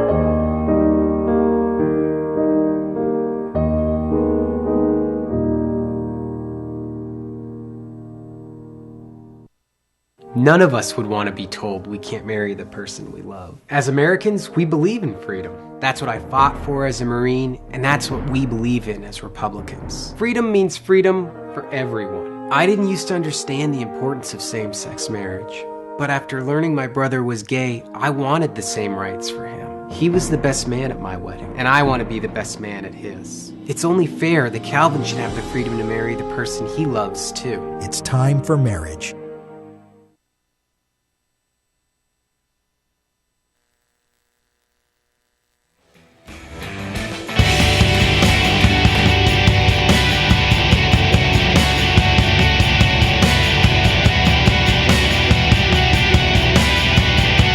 On your radio, on TV, and online. This is The Bill Press Show. This is The Bill Press Show. I am Evan McMorris Santoro, filling in for Bill, and we are rounding out. We're in the home stretch now, and we have Jess McIntosh with us from Emily's List. We just had a really cool conversation about women and the future of them, their conversation. Thanks for being which an is ally. all of our conversations, I say. But now we can talk about some election stuff because Jess always knows a lot about that. So let's start with Texas then, because last night was another primary night. And we saw the Tea Party sort of get their big win. They beat Ralph Hall, who was the oldest member of Congress, 90 years old or something like that. 91, yeah. 91 years old. End of an era. I wrote a story about him. This is an old school guy. So old school. I wrote the story about him a couple of months ago that was he used to send a ham or chocolates to everybody, like a list of 15,000 supporters or something like that. So he spent. I looked through the numbers with my colleague Gideon Resnick, and we pulled it out, and something like $50,000 on hams. See, I like that. Man buys a lot of hams. I'm okay with that. I know. I feel really horrible. Including one went to the opponent who now defeated him the day, it was like Merry Christmas, Ralph Hall. Does he get that ham back? Have a ham. Wow. No, you should get the ham back. You don't get that ham back. That's the number one rule of politics. You don't get the ham back. Get the ham back. So, Jess, what's your read on what happened in Texas last night? You've, of course, there wasn't much of there was no problems with your nominee, Wendy Davis, the Democrat running for governor. Right, or Leticia Vanderpute, who's running for lieutenant governor. Okay. So those two roles in Texas they don't run together. They're not a ticket. They're two separate ones. So we saw the lieutenant governor runoff last night on the Republican side, and the more conservative one came through. He beat Dewhurst, who is the guy famous for losing to Ted Cruz. So now he's losing to successively weirder Tea Partiers. Two-time loser Dave Dewhurst. Oof. So what I think is interesting, because it wasn't just those, it was also the AG race, it was a couple state Senate races. In every case, the Tea Party or more conservative person won, often by a lot. So I think we can look at Texas's the red of Texas is getting redder, and the blue is getting excited about this year. So I think we have a dynamic in Texas that we haven't actually seen before. Well, let's talk about the Tea Party feeling good about Texas. You got some audio. Alyssa's got some audio for us. You said this is Dan Patrick? Dan Patrick. Great. People ask me all the time, the media asks me, what does it mean to be a Tea Partier? And I said, look, Tea Party folks love America. And that's it. Come on, man. Pretty short. Fits on a bumper sticker. It does. Fits on a bumper sticker. You can tweet that. Now, obviously, and this is there's an implication that whoever he's running against does not love America. Which we've seen. We saw this in a lot in 2008 and a lot in 2012. It's a message that they've been using. And, the Tea Party movement is not a growing movement. That's objectively true. I mean, I covered it from the very beginning, and I can tell you now that it's not growing. I mean, it still seems to wield a lot of power inside the GOP, but it's not something that is that seems to be expanding quite a bit. And so they still, they're using this kind of rhetoric that they've been using since the beginning, and I don't know how effective it is in terms of making their movement, their tent size increase. Well, what does it do to... Well, no, wait, I don't... My question for you is... Yes, okay, sorry. Because the implication was laid down by Mr. Patrick here. Does Wendy Davis love America? She does. She actually does love America. We can quote you on that? You can quote me on that. So she's a Tea Partier. She loves America. You got me. You there? Logic. No, I mean, I think that, winning as a Democrat in Texas is tough. right? That is a tough challenge. Wendy Davis is like exactly the person to do it, but it is still very tough. So what does it mean if we have the right candidate? Democrats in Texas are energized for the first time in a really long time. We have no idea what the demographic shifts mean for an electorate yet because we've never tested it out on a real Democrat running. Mm-hmm. And Republicans just put up a really crazy slate. Like, there isn't anybody... I mean, Greg Abbott is Wendy Davis's opponent, and I have to say that because nobody knows who Greg Abbott is. There is no Republican running statewide in Texas who is, like, setting the world on fire. And they just went for the super weird guys. So I like all of the, I mean, it's still Texas. It's still tough. It's still a challenge, but all of the pieces are falling into place for us to have a chance. All right. Well, that she says they have a chance. Republicans do feel pretty good about Texas, though. We should make that clear to everybody. They feel very good about it. We're taking another break, and this is we'll have our last little bit on this Wednesday edition of the Bill Press Show. I'm Evan McMorris Santoro. See you back in a few. This is the Bill Press Show. So this is my computer. This is your computer. Let's go on the internet. Let's go. Click it. Yes. Okay. I cursor in between the R and the E. Pressing down, I want you to just push the period. She's gonna love me all over again. That's it. Jamaica, here you go. Here we go. Good job. Thank you. And I did it by myself. Feel smarter. So, I'm kind of new here, but I've noticed a trend. My human does this funny thing where she goes around and gets all my toys, and then she hides them in that basket by the door. You know, but it's always the same basket, and it's always in the same place. And then she acts so surprised when I find them, but, you know, she's putting them in the same basket. Again. It's like, hello, that's where you put it last time. You were the worst at hide and go seek.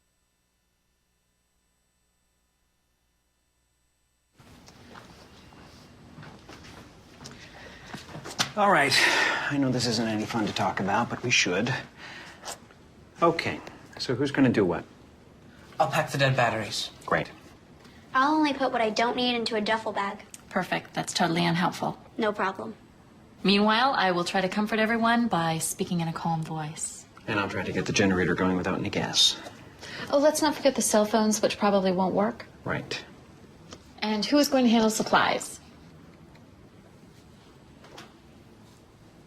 I can forget to do a list for us. Thanks, pal. Well, I think we couldn't be any less prepared. I'm proud of you guys. Talk to your kids about who to call, where to meet, what to pack. Visit ready.gov/kids for tips and information.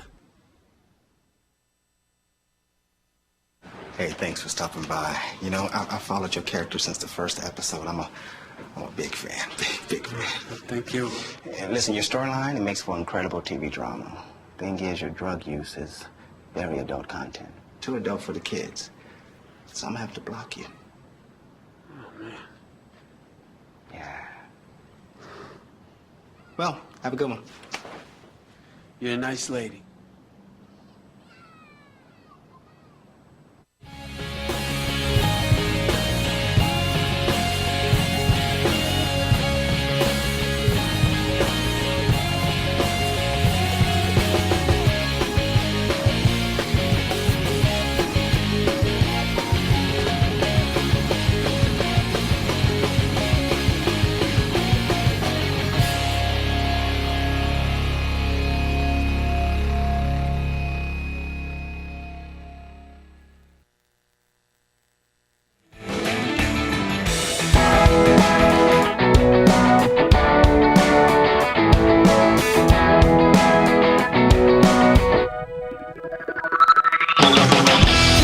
This is the Bill Press Show. I'm Evan McMorris Santoro. We are doing our last little bit here at the guest slot. My latest guest slot. This is my third or fourth time now? Third? Yeah, third Fourth? time, I think. Third time in. Yeah. Had another great time, as usual, hosting the Bill Press Show. It's just great when Bill leaves and I get to step in. So, let's hope there's less Bill Press. No. He'll be back soon, and that's great. And it's just a great honor to take over the show when he's gone. Want to talk a little bit, we talked about it a little bit today, just give you a bit about the day ahead. Pay attention, 10 o'clock, if you're going to be near TV, 10 o'clock Eastern, Obama's giving his big foreign policy and doctrine speech. I think it'll be something really interesting that really lays down a marker for what the rest of the year and rest of Obama's term will be. So check that out. Follow me on Twitter, Evan McSann. I will keep you posted on what I learn at the White House. And obviously keep listening to the Bill Press Show. And thanks for having me again.